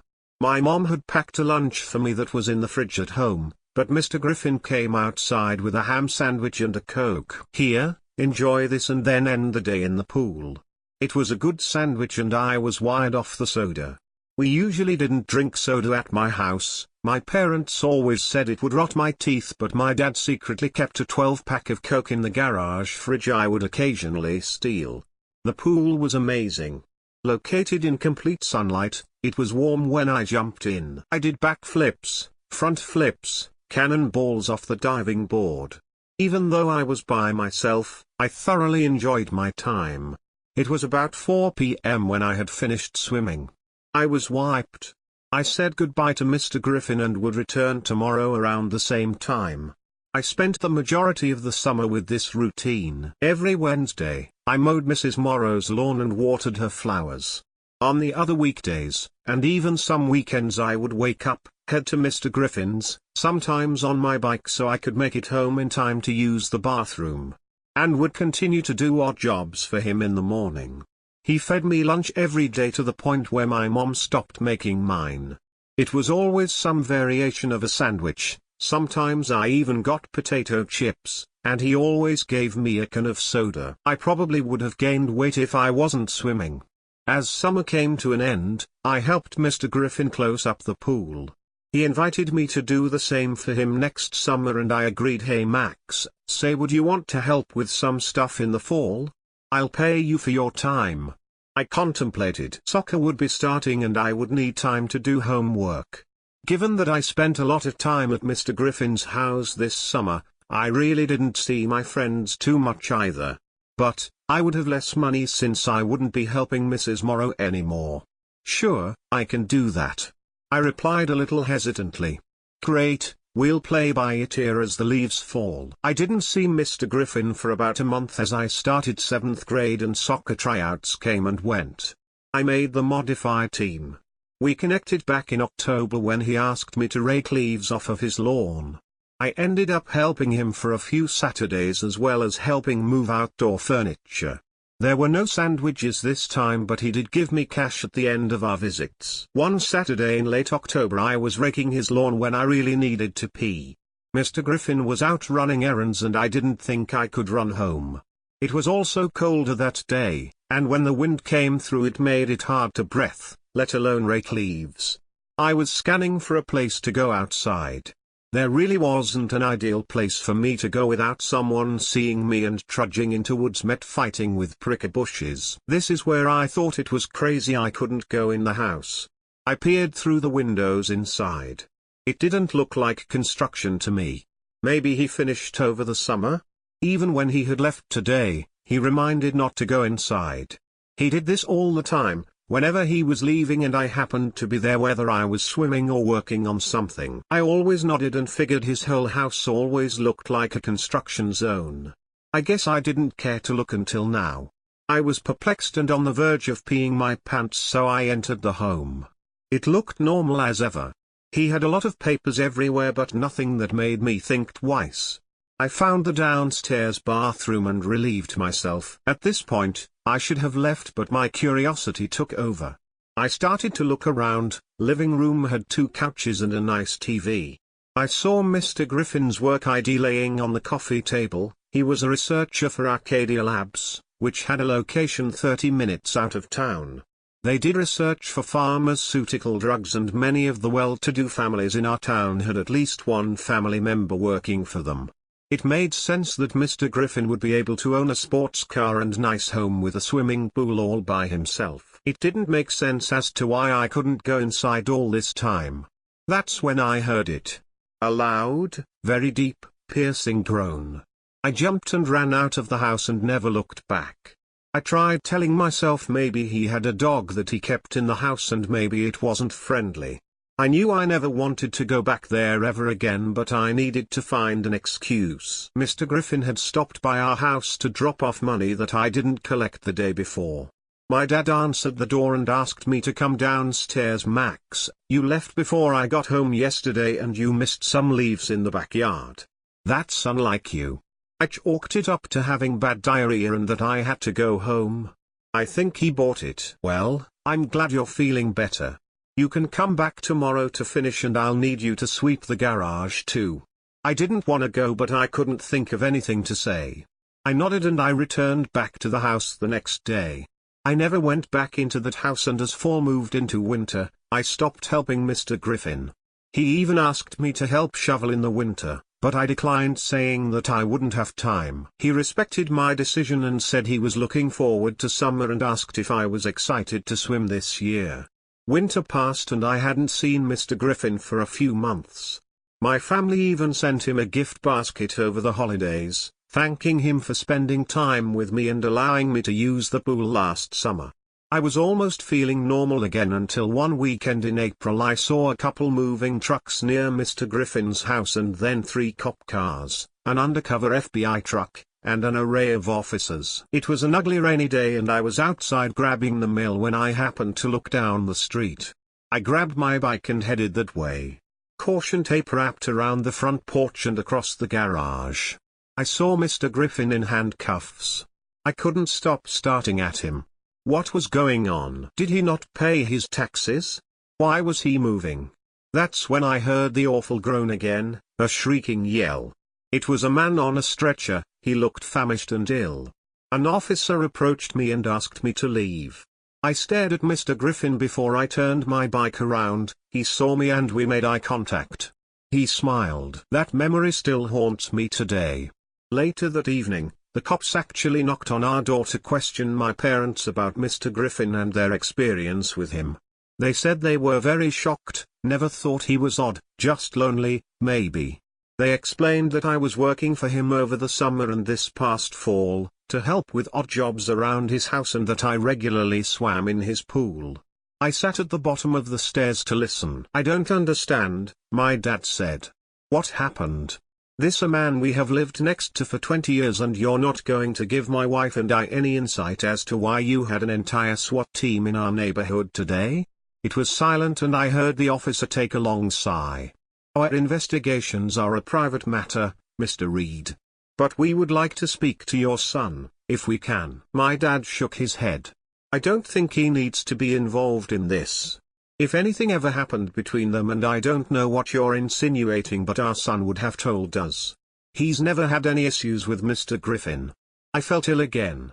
He was right, I didn't. I broke the rules. I went inside the house when I wasn't supposed to. Mr. Reed, Mr. Griffin is under arrest for kidnapping, false imprisonment, assault in the 3rd degree, and an array of other charges. I don't know if you remember but back in 1993 a 13-year-old boy went missing right on your street. Do you want to know where he was for 10 years? Locked up in a room in Mr. Griffin's house. Why wasn't he found sooner, then? My dad sounded angry at the police and guilty that this had happened right here in front of us. I don't know, I wasn't working the force in this area then but it looks like he was ruled out as a suspect simply because of his charm and ability to talk his way out of things. I know our town police are not and haven't been equipped to handle something of this degree, but a local detective reopened the case a few months ago. We decided to re-evaluate Mr. Griffin's role in the disappearance of Billy Reynolds. It seemed odd that Mr. Griffin reported him to the police on October 30, 1993 after his house had been vandalized on Cabbage Night. We have the recording of the call but no evidence that Billy was the culprit, even though I'm sure he was. On November 1st, Billy never returned home after school. You remember these kidnapping scares then, right? They were happening in other small towns. We all figured Billy was picked up and most likely dead and we were just unable to recover his remains. My parents both stood there frantically listening. Except, Mr. Griffin didn't have a good alibi. He wasn't home or at work during the time of Billy's disappearance nor could he be located. At the time, according to the reports, he assured police that he was hunting. Mr. Griffin kidnapped Billy Reynolds to get revenge on him for defacing his property. He was handcuffed in a room for 10 years, so long that he had outgrown his shackles and they were diffused to his skin. Mr. Griffin used him as a lab rat for Acadia Labs to secure patents for pharmaceutical drugs, to say they were tested and continues to make money off of those patents. I think my mom was crying. I don't know what to say. Mr. Reed, we are all shocked and there isn't much you can say. We are happy that Billy is alive and in time, will be okay. I'm hoping he will be able to live a normal life someday. Mr. Griffin is a scary man. He's very cunning. He convinced Billy Reynolds that he was his father. He is the ideal case of Stockholm Syndrome. When we wheeled him out of the house, he was screaming because he didn't want to be taken away from Mr. Griffin. This was a kid that had 2 great parents and siblings. When we called off his search it broke their family apart. His parents divorced, His older brother died of a drug overdose 2 years ago. I'm trying to locate his parents to let them know he's alive, and last I knew his dad had just left Miami. Can we talk to your son now, Mr. Reed? I told the police what I knew and how he never let me in the house. They asked me if I felt weird around him, and when I actually thought about it, I was a little scared of him. He was sly and his smile had an agenda. My sister was right about him, he was a creep. I never asked why she said that one night. I'm currently 27 and have been living with Mr. Griffin. He noticed I went in the house that day because I left the light on in the bathroom. Even though he was a high-flight risk, Mr. Griffin had a great lawyer and made his bail. The judge was also a true believer of Acadia Labs, as one of the patented meds Mr. Griffin developed saved his life after a heart attack. When our family found out he was released, we opted to leave town for a few days. Given the media storm and enhanced law enforcement in our area, things were really intense. I never made it home from school. I'm not sure where we live now, but Mr. Griffin allows me to use the internet for 30 minutes every day. I found Reddit and I love it. Story 8, the door is closed. It's the middle of the night, no one's picking up their phone. I'm single and have no roommates, no one is coming. What am I to do? Call the police? As if I don't realize how crazy this is. As if I can't feel myself slipping into delusion. I'll settle this, but I need to get this out first. I called it an early night, work was rough and I was tired. I had a glass of water, stripped my clothes in the living room and went straight to my bedroom. Though exhausted, sleep took some time to find me. It must have been around 11:30 p.m. when it finally did. Next I remember I'm having a nightmare. Not something I'm terribly unaccustomed to, but this was chilling. Here's what I recall. I'm standing over the right side of my bed looking down at, well, me. Sleeping. As if out of my body. At the other end of my room, to the left, the door to the rest of my apartment lies open. Living alone, I never close the doors. I can catch a glimpse through the door and dark hall into the corner of the living room beyond where I notice some motion. I see a shadowy figure in that space approaching. It's at this point I become aware that I'm rooted in place, free only to look around, and a great uneasiness comes over me. The figure, looming closer, consumes my full attention. It approaches with a slow, yet steady gait, through the hallway and towards the bedroom. With arms ever so slightly too long, dark tangled hair, gnarled fingers, and a hunched posture, I feel as if my breath is catching in my throat. Unlike most nightmares, reason hasn't abandoned me.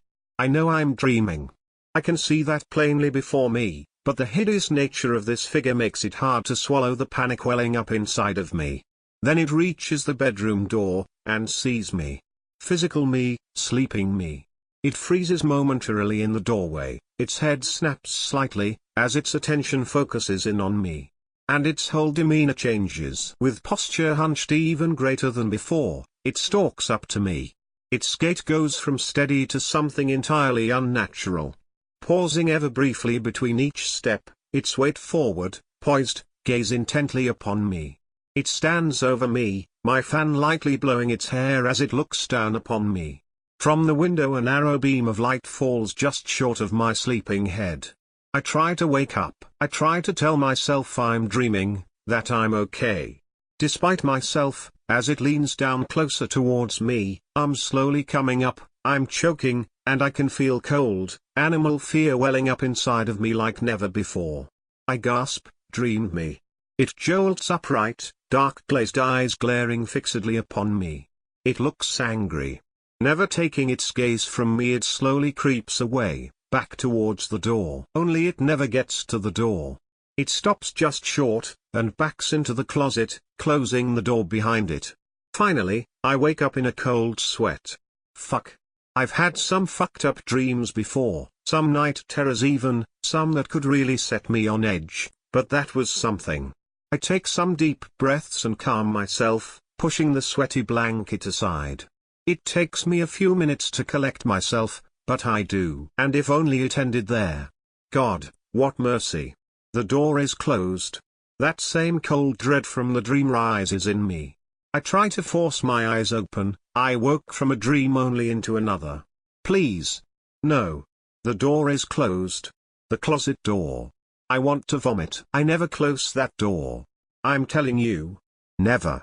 I've lived here for 6 months, it's never been closed.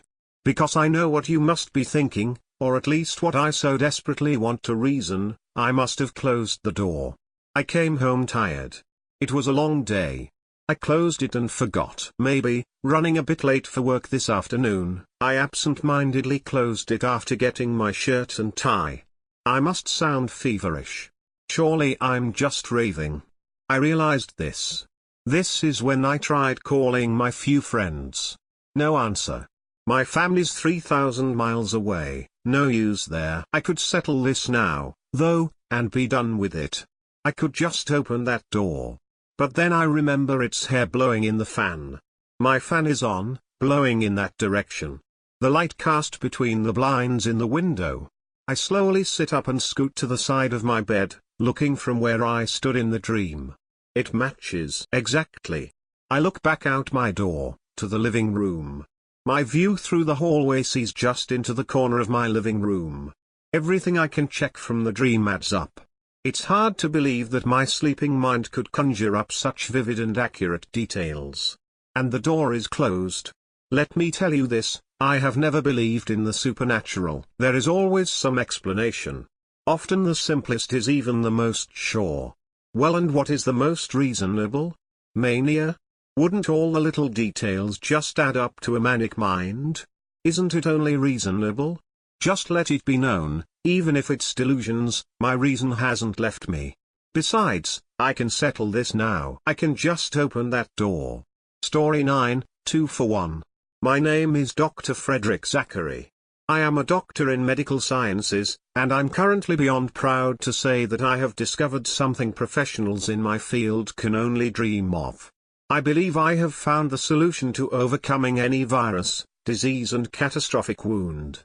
Now my solution is no cure, but it works all the same, minus the few serious side effects I should mention, but they will in time dissolve, I'm sure. Oh, for heaven's sake, it is hard to write when all I can hear is screaming.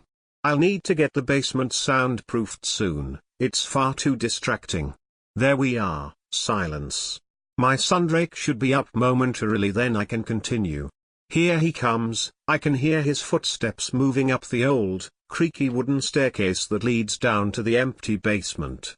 Actually, not quite empty, more isolated nowadays. He opens the basement door, revealing his scrawny and fatigued 15-year-old person. His breathing is heavy and his face is marked with various scratches. Not to mention his blood-splattered shirt. "Have you cleaned up down there?" I ask him. "Not yet, father," he responds, heading to the closet and grabbing a mop and bucket. "It's very messy down there this time." Subject B261 was feisty. I scolded him, noticing the hammer in his hand. "I thought we said no tools, Drake, for exactly this reason." "I'm sorry, I know, but they can do so much more damage than me," he said, trying to look ashamed. And failing. A small smile creeps up in the corner of his mouth. "I'm going to need another one," Drake continues. "Another one? But that's the third one this week." "You'll have to wait, she's not ready yet. Don't you understand? I can't wait. I need it." He raises his voice. "You watch your tone with me, boy," I warn him. "You should be thankful for what I've gotten you already. Go down there and clean up your mess. Now." "Yes, father, sorry," he says, obeying my command and taking the cleaning supplies downstairs, shutting the door behind him. "I apologize for that. Allow me to bring you up to speed. Around a year ago I was staying in Mexico for work purposes. A special organization, which I'm not allowed to name, stated they had an experimental cure for cancer. And that being an area I have recently begun specializing in, I was invited to lend a hand. At this point in my life, I was desperate to find a cure. It was my mission, of which failure was not an option, due to its personal consequences. I would walk to work every day through the bustling streets of Mexico City, and each day I would pass one of the city's many orphanages. I never really paid much attention to its inhabitants. I had a child already that required enough attention and care as it was. Until I noticed Becky. I saw Becky one morning sitting on the front steps of her orphanage alone, playing with a ball made from rags and string. Becky was roughly 10 years old and seemed to be better fed than the other children. That's not to say she was fat by any means, just majority of the other children were much skinnier. She had dark hair that matched her dark skin complexion and had extraordinarily bright blue eyes. She sat there attempting to bounce a ball that would never bounce. Eventually, she gave up, picking up her rag ball and walking inside. On her way inside, the seam of her white dress got caught on the stone wall standing parallel to the steps, ripping a good-sized chunk out. On my way home from work that evening I strolled through the market, seeing what the various stalls had to offer. I noticed one stall selling a various assortment of second-hand toys, and placed right at the front, as though it was waiting for me, sat a bright green bouncy ball. I bought the bright green bouncy ball for about 30 pesos, deciding to embrace my morals and buy the lonely orphan real ball. One that definitely bounced. And I reasoned it would cheer her up about ripping her dress. I walked past the orphanage, to once again see Becky sitting on the steps. She had changed dresses since this morning, opting for one identical in design, but this one was a moldy yellow color as if it had never been washed. Which was probably the case. She looked up at me as I approached her. "Hey there," I said to her. "My name is Dr. Frederick Zachary. Do you speak any English?" She nodded. "Good," I acknowledged. "What's your name?" "Rebecca," she told me, "but my dolls call me Becky." Her accent wasn't as strong as I expected, and the way she spoke English was very impressive for her age. "Well, Becky, I noticed you were in need of a ball that bounces," I said, nodding to the rag ball in her hand. "Yeah, they never work, no matter how many of them I get," she said sadly. "Have you ever had one of these?" I asked her, pulling out the green bouncy ball I had bought earlier. She stared at the ball in awe, shaking her head from side to side. "In that case, why don't you have this one?" I smiled to her as I handed it to her. She thanked me excitedly before bouncing the ball high and running after it. I watched momentarily before heading home. The next morning I once again walked past the orphanage to see Becky playing with the bouncy ball, except she now had two. She was holding the bright green ball I had bought her and another, much darker green ball. I smirked to myself on the opposite side of the street as I realized I had not been the first to have been guilt-tripped by the poor lonely orphan. I received a quick phone call at that moment from a nurse at home. Home for me was a large farmhouse on 10 acres of land just outside Phoenix, Arizona, in case you were wondering. While she spoke, I watched Becky catch both bouncy balls in her hands. She then threw up the first bright green bouncy ball, then the second much darker ball, and then the third ball even darker than the second, a moldy greenish-brown color. I watched as each ball fell and collided with the floor, and depending on the quality of its color also impacted how high it bounced. Third ball? Where had she gotten the third ball from? I'd been watching her the whole time. She had only had two. She jumped up, catching the three balls one by one as they bounced and bounced again. I hung up the phone and watched her. Becky sat back on the steps. She held the moldy greenish-brown ball in her hands and put the other two aside. She shut her eyes tight and winced. After a few seconds, she cautiously opened them. I looked down at her hands. They opened like a blooming flower in summer, to reveal a fourth ball. I couldn't believe what I was seeing. She threw the fourth ball, looking as though it had begun to rot with its moldy brown pigment, at the ground where it bounced a few feet high, only to plunge back to the floor with a thump, resembling something more akin to a rock than a bouncy ball. After overcoming my disbelief, I decided she could simply be practicing a magic trick. I needed to test it. I strolled over and remarked at what an impressive trick that was. I then produced my hotel key and asked her to do the same with the key. Now I knew only the hotel and myself had this key. Bouncy balls could be found anywhere.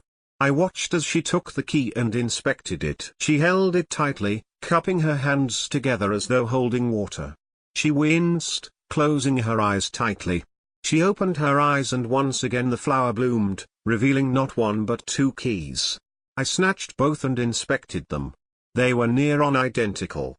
However, it was possible to tell which had been duplicated. The duplicated key was slightly scratched with parts beginning to rust. It looked as if the key had aged 10 years compared to the original. I didn't care though, I'd discovered a miracle. I soon adopted Becky, eager to test the extent of her ability. I designed a series of tests that would enable me to gather a brief overall idea as to what she was able to do. After completing these tests I came to the following conclusions. Duplicated objects are usually different in some way from the original, depending on the object, i.e. usually a darker shade or color, slightly different shape, can be dirty, usually a worse version. This made duplicating money redundant as it was not accepted as real. The size of the object determines whether or not it can be duplicated or not. For example, Becky was unable to duplicate my car, but she could duplicate individual car parts. As well as this, the bigger the duplication object, the more energy it takes.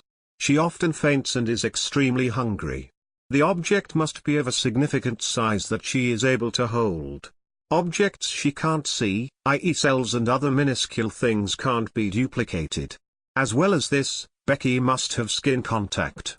Wearing gloves or using her mind yields nothing. This finding was very disappointing to me. I'd hoped that she would potentially be able to duplicate healthy cells to replace damaged ones in patients. Finally, once an object has been duplicated, it cannot be duplicated again. However, the duplicate itself can be duplicated. I call this the 2-for-1 rule.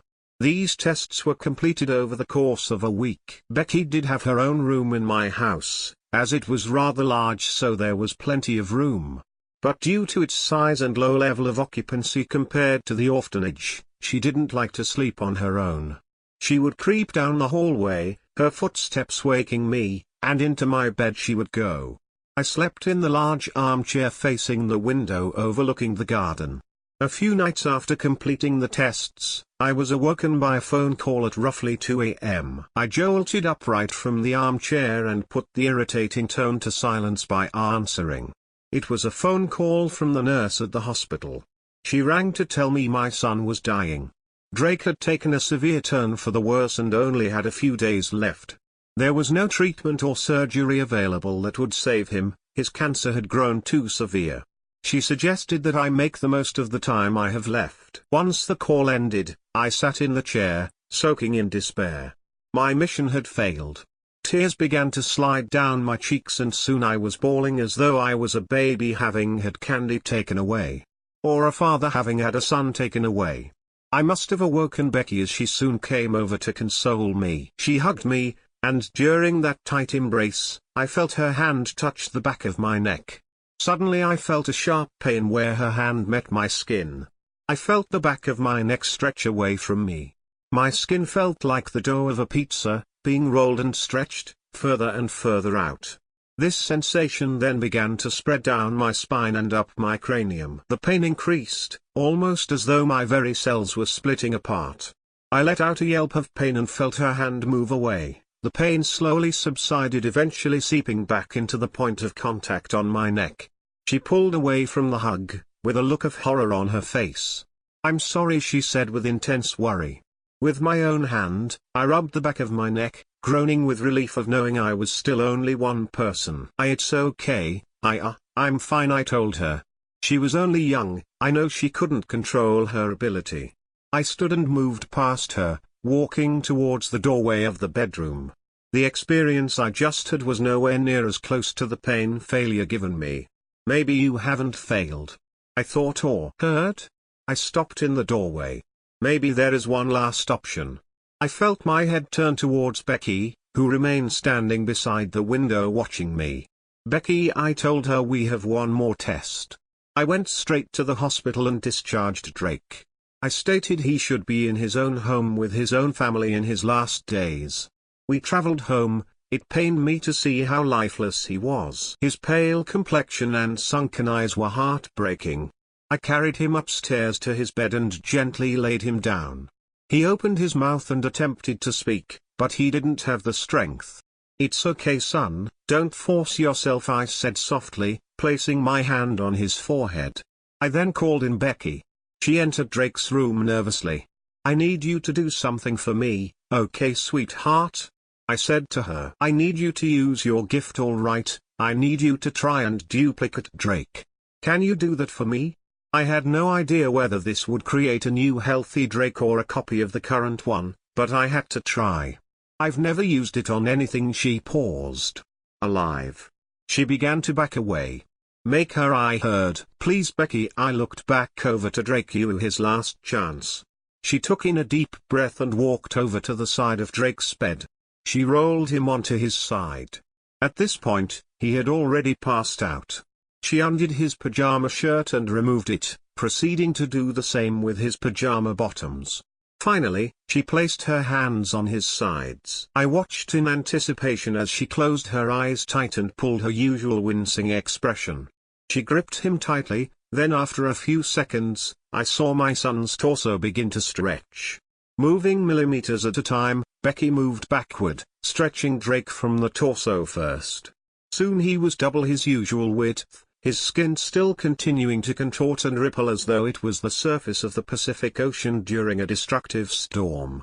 He began to split in two. At first, he looked like a pair of conjoined twins, but as Becky stretched him further and further apart, moving back as she did, his legs, arms, and finally head began to pull apart and split. The sight was like ripping an elastic man apart. After 20 minutes of stretching, Drake's second body finally became separate, finishing with the splitting of the heads. I caught Becky before she collapsed to the ground in fatigue. I placed her on a chair in Drake's room before inspecting the duplicate. He looked identical, the skinny body, pale complexion, and sunken eyes. I knew just from looking that he had inherited his host's condition. I put Becky to bed in her own room and separated my sons, plural as of now, into different rooms. I then sat in my armchair overlooking the garden, unsure of what I was to do next. I now had twins with the exact same condition. I sat awake for hours, simply staring out the window when I heard footsteps approaching my bedroom. I heard the door open behind me. While turning to face the doorway I sighed, "Becky darling, please go back to." I froze in amazement as standing in the doorway of my bedroom, was Drake. His expression was that of bewilderment.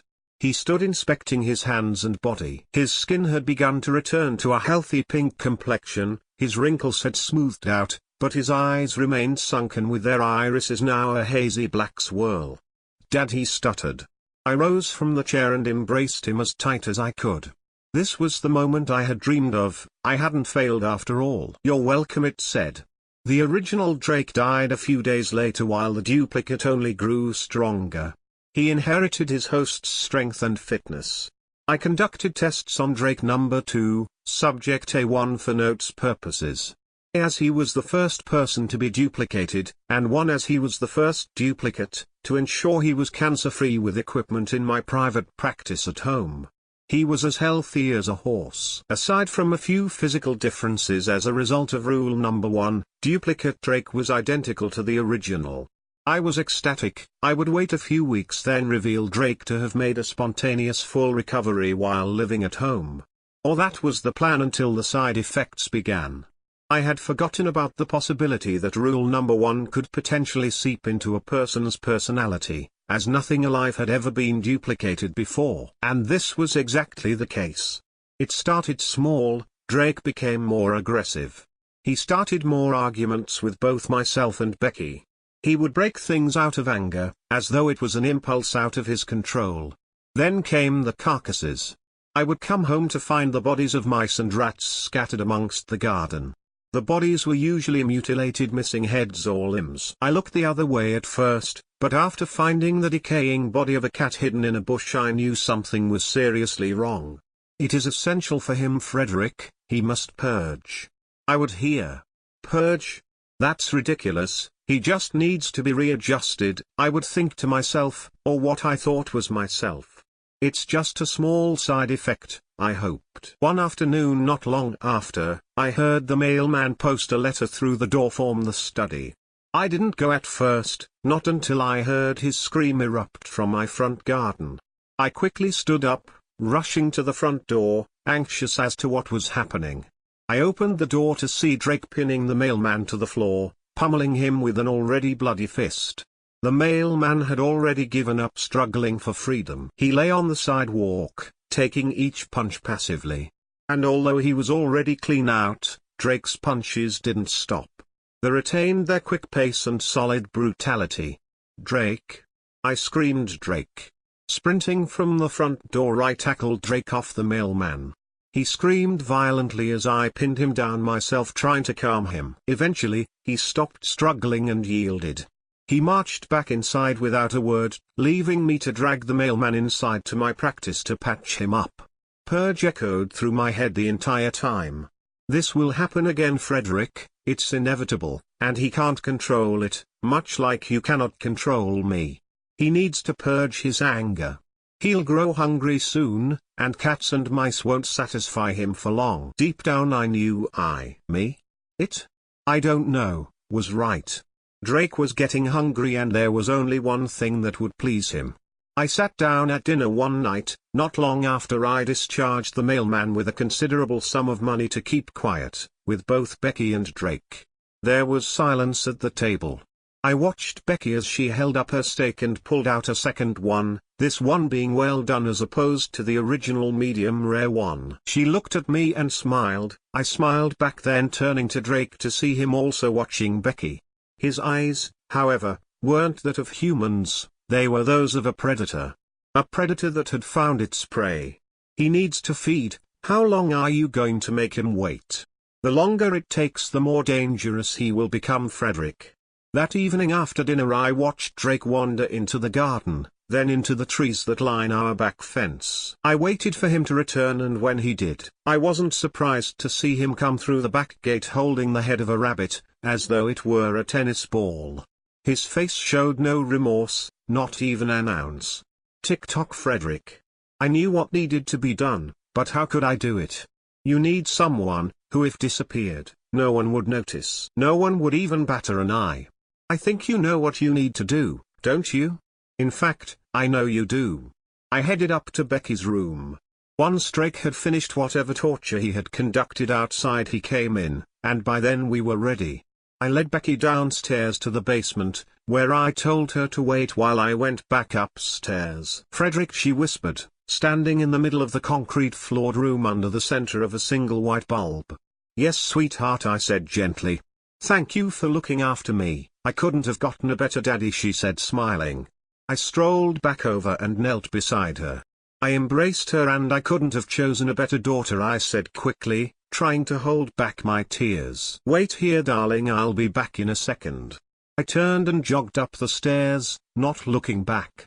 I emerged from the basement to see Drake standing 5 feet from the doorway. Waiting. "She's down there," I sighed heavily. I refused to cry in front of him. "You know what you need to do. Make it quick. When you're done, clean up," I said sharply. I briskly walked past him, placing the key to the basement door key in his hand as I went. I heard the lock click from behind as I walked away, tears now beginning to drop from my cheeks. The screams were muffled at first, but the more I listened, the clearer they became.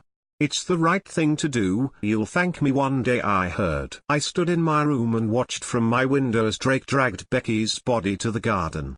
I watched him dig a pit and bury her. After this, Drake was almost like his old self, calm, funny and a pleasure to be around.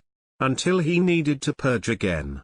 He became agitated once more, becoming more aggressive and breaking things. "I need another one. I can't wait any longer," he shouted at me. "He needs another one, Dad, give it to him." I gave in to his needs and told him to wait in the basement. I headed upstairs. I walked down the corridor, unlocking and entering the third room on the right.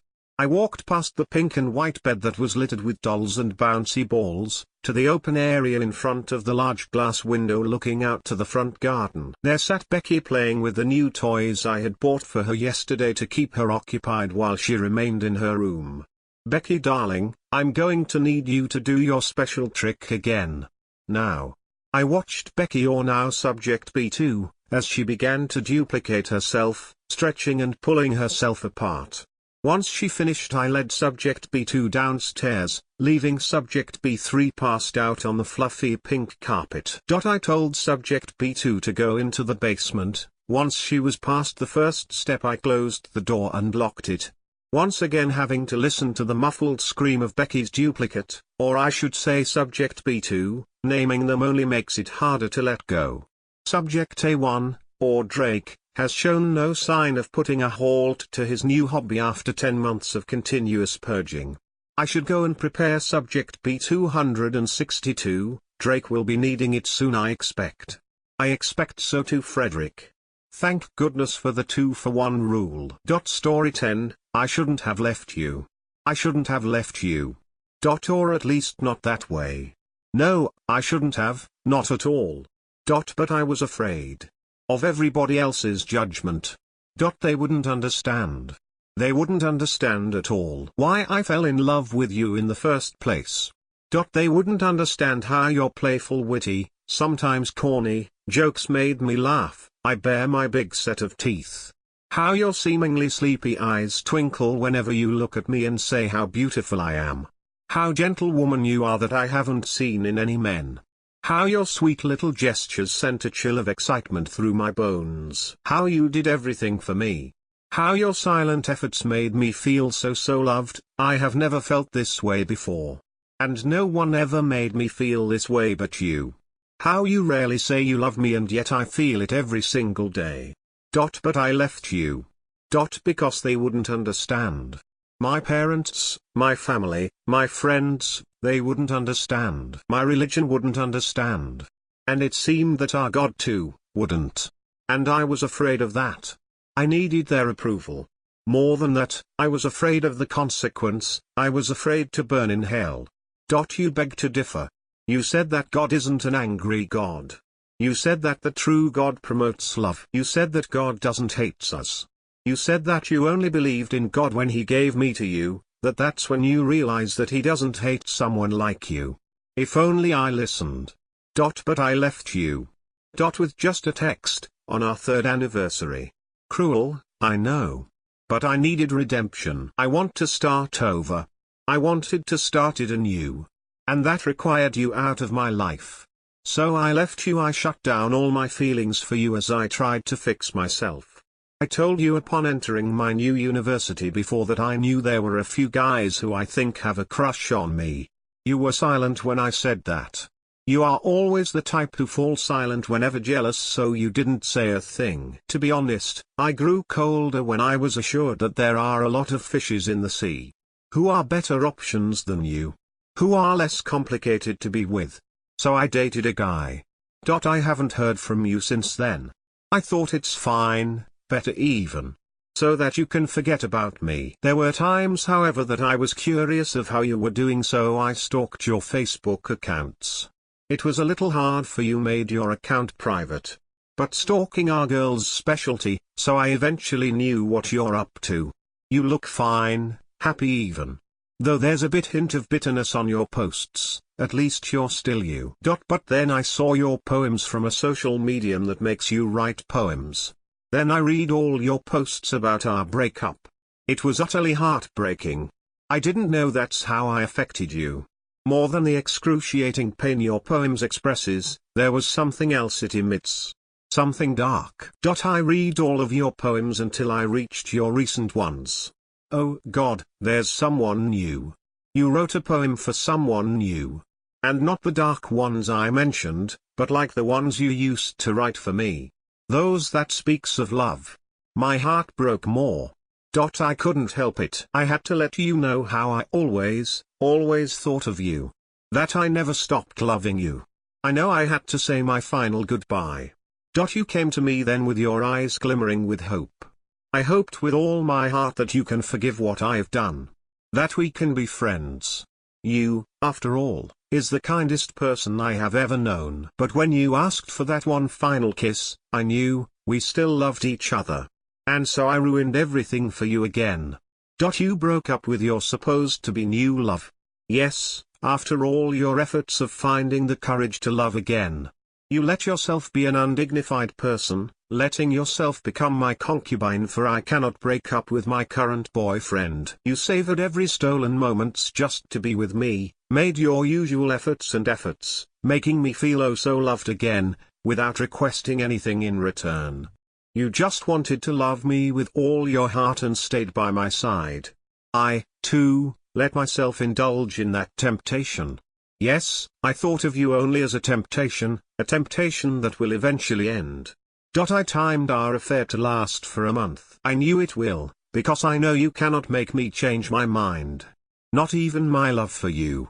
So I broke you into pieces again, leaving you with nothing. Your supposed to be new girlfriend now curses you to hell. Your friends hate you now for what you've done. And the love of your life is abandoning you yet again. Though I knew all that, I still left you. Because I was afraid again. I don't want to suffer in eternity. I dream of it, I dream of you, burning in hell. I don't want you there. I don't want me there. And so I left you again. I know now that I shouldn't have. As I slowly wake up in a daze inside my room and finding myself unable to move.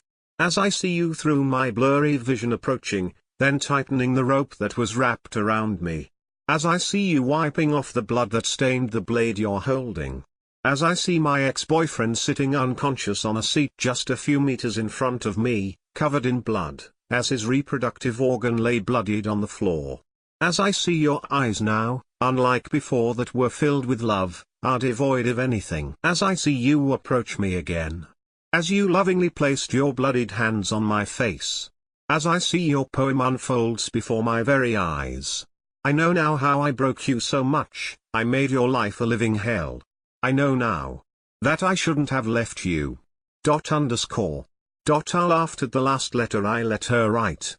6 years too late. Velp, as my favorite poem says. If my forgiveness is your only key to heaven, you'll probably go to hell. With me? See you at the place you wanted the least, soon. Story 11, Astral Projection and Transcendence, My Experience. I'm sure most of you are aware of astral projection, but if you're not, here's a short summary. It's when an individual has a willing out-of-body experience, during which your consciousness can travel freely.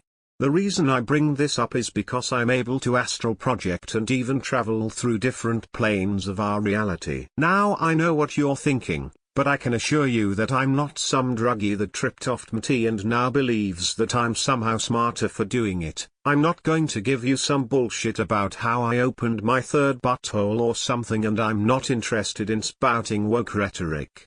I'm just here to tell my story. It all started when I was a kid. I had a pretty shitty childhood, and during my dad's meth-fueled assaults on my mother, I found that the safest place I could hide away was under my bed. The sturdy wood frame and dark lighting comforted me. In this hidden corner, I began to wish to escape somewhere else. Anywhere else, far away from my father's rage and my mother's screaming. And one day it happened. With my eyes closed, I saw a single dot of white light appear within the inky blackness of my mind. The sensation of being disconnected from my body was unmistakable. The point of light extended out and formed a ring of white light, beginning to expand further and soon occupying every inch of space around me. Moving through this shifting tunnel of light, a ring of blue spread across my vision and engulfed the once ivory white. I was in awe, and later as an adult would realize that I was moving through gateways into different planes of reality. With each gate I passed through, the colors became more and more varied, and they began to combine, forming an amalgamation of incredibly vibrant hues. I moved through a kaleidoscope of colors and patterns, even textures began to form the longer I stayed in this state of consciousness. As a child, I didn't know what I was experiencing, just that it made a good distraction from the horrors of my day-to-day life. Sometimes I spent hours just gazing at the seemingly infinite, multicolored light tunnels and their phantasmagoric qualities, never truly knowing the danger I was putting myself in. As I matured into a teenager, I stopped hiding under beds and started rebelling against my parents. In times of distress I would simply leave the house. By 8th grade, I had run away to live with an aunt, forgetting about my astral projections by my freshman year of high school. I wouldn't recall them until junior year, when a conversation about strange childhood experiences amongst my friends brought the memories flooding back. I asked my friends if they ever had anything similar, thinking that it was common for people to experience this phenomenon as children. Sadly, no one knew what I was talking about. I inquired about it to many teachers and nobody could give me any real answers about what I had experienced. This only served to fuel my curiosity, and I began to ravenously research everything associated with dream interpretations, psychology, and even paganism, all in an attempt to find out about what I had experienced. After high school I became obsessed with meditation, lucid dreaming, and astral projection in an attempt to recreate what I had experienced, but to no avail. Eventually, I was able to succeed in astral projection during prolonged meditation sessions, though it was not the same. In my early 20s I started researching transcendence, and it was around this time my mother died. Years of abuse at my father's hands had driven her to suicide. I had left her alone, selfish in my need to escape, and I had abandoned her. I left her to deal with that monster, alone. Now unable to run away from my problems, I turned to the metaphysical. The real cruelty of this life is that consciousness is confined within vessels that will inevitably fail, regardless of how well they're treated. Our lives will always come to an end, whether it be abrupt or we see ourselves slowly wither away. Few are lucky to go in peace. I began to long to leave this body behind, to leave this plane behind.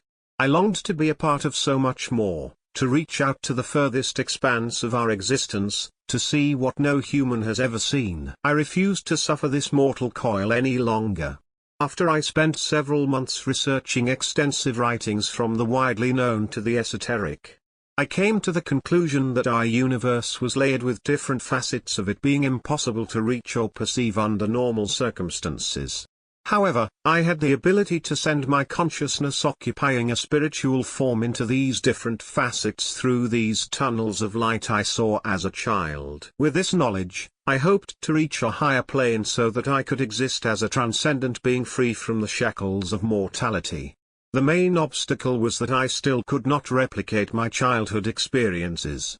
I figured that my mind was always too clouded with various tumultuous emotions, and that I needed to recreate the most peaceful moments of my life, the time spent under that sturdy wooden bed frame. I decided to pay my father a visit. He hadn't seen me in years and didn't even attend my mom's funeral. Upon my arrival, the bastard had the gall to try to shut the door in my face while simultaneously grunting that he didn't have any money to give me.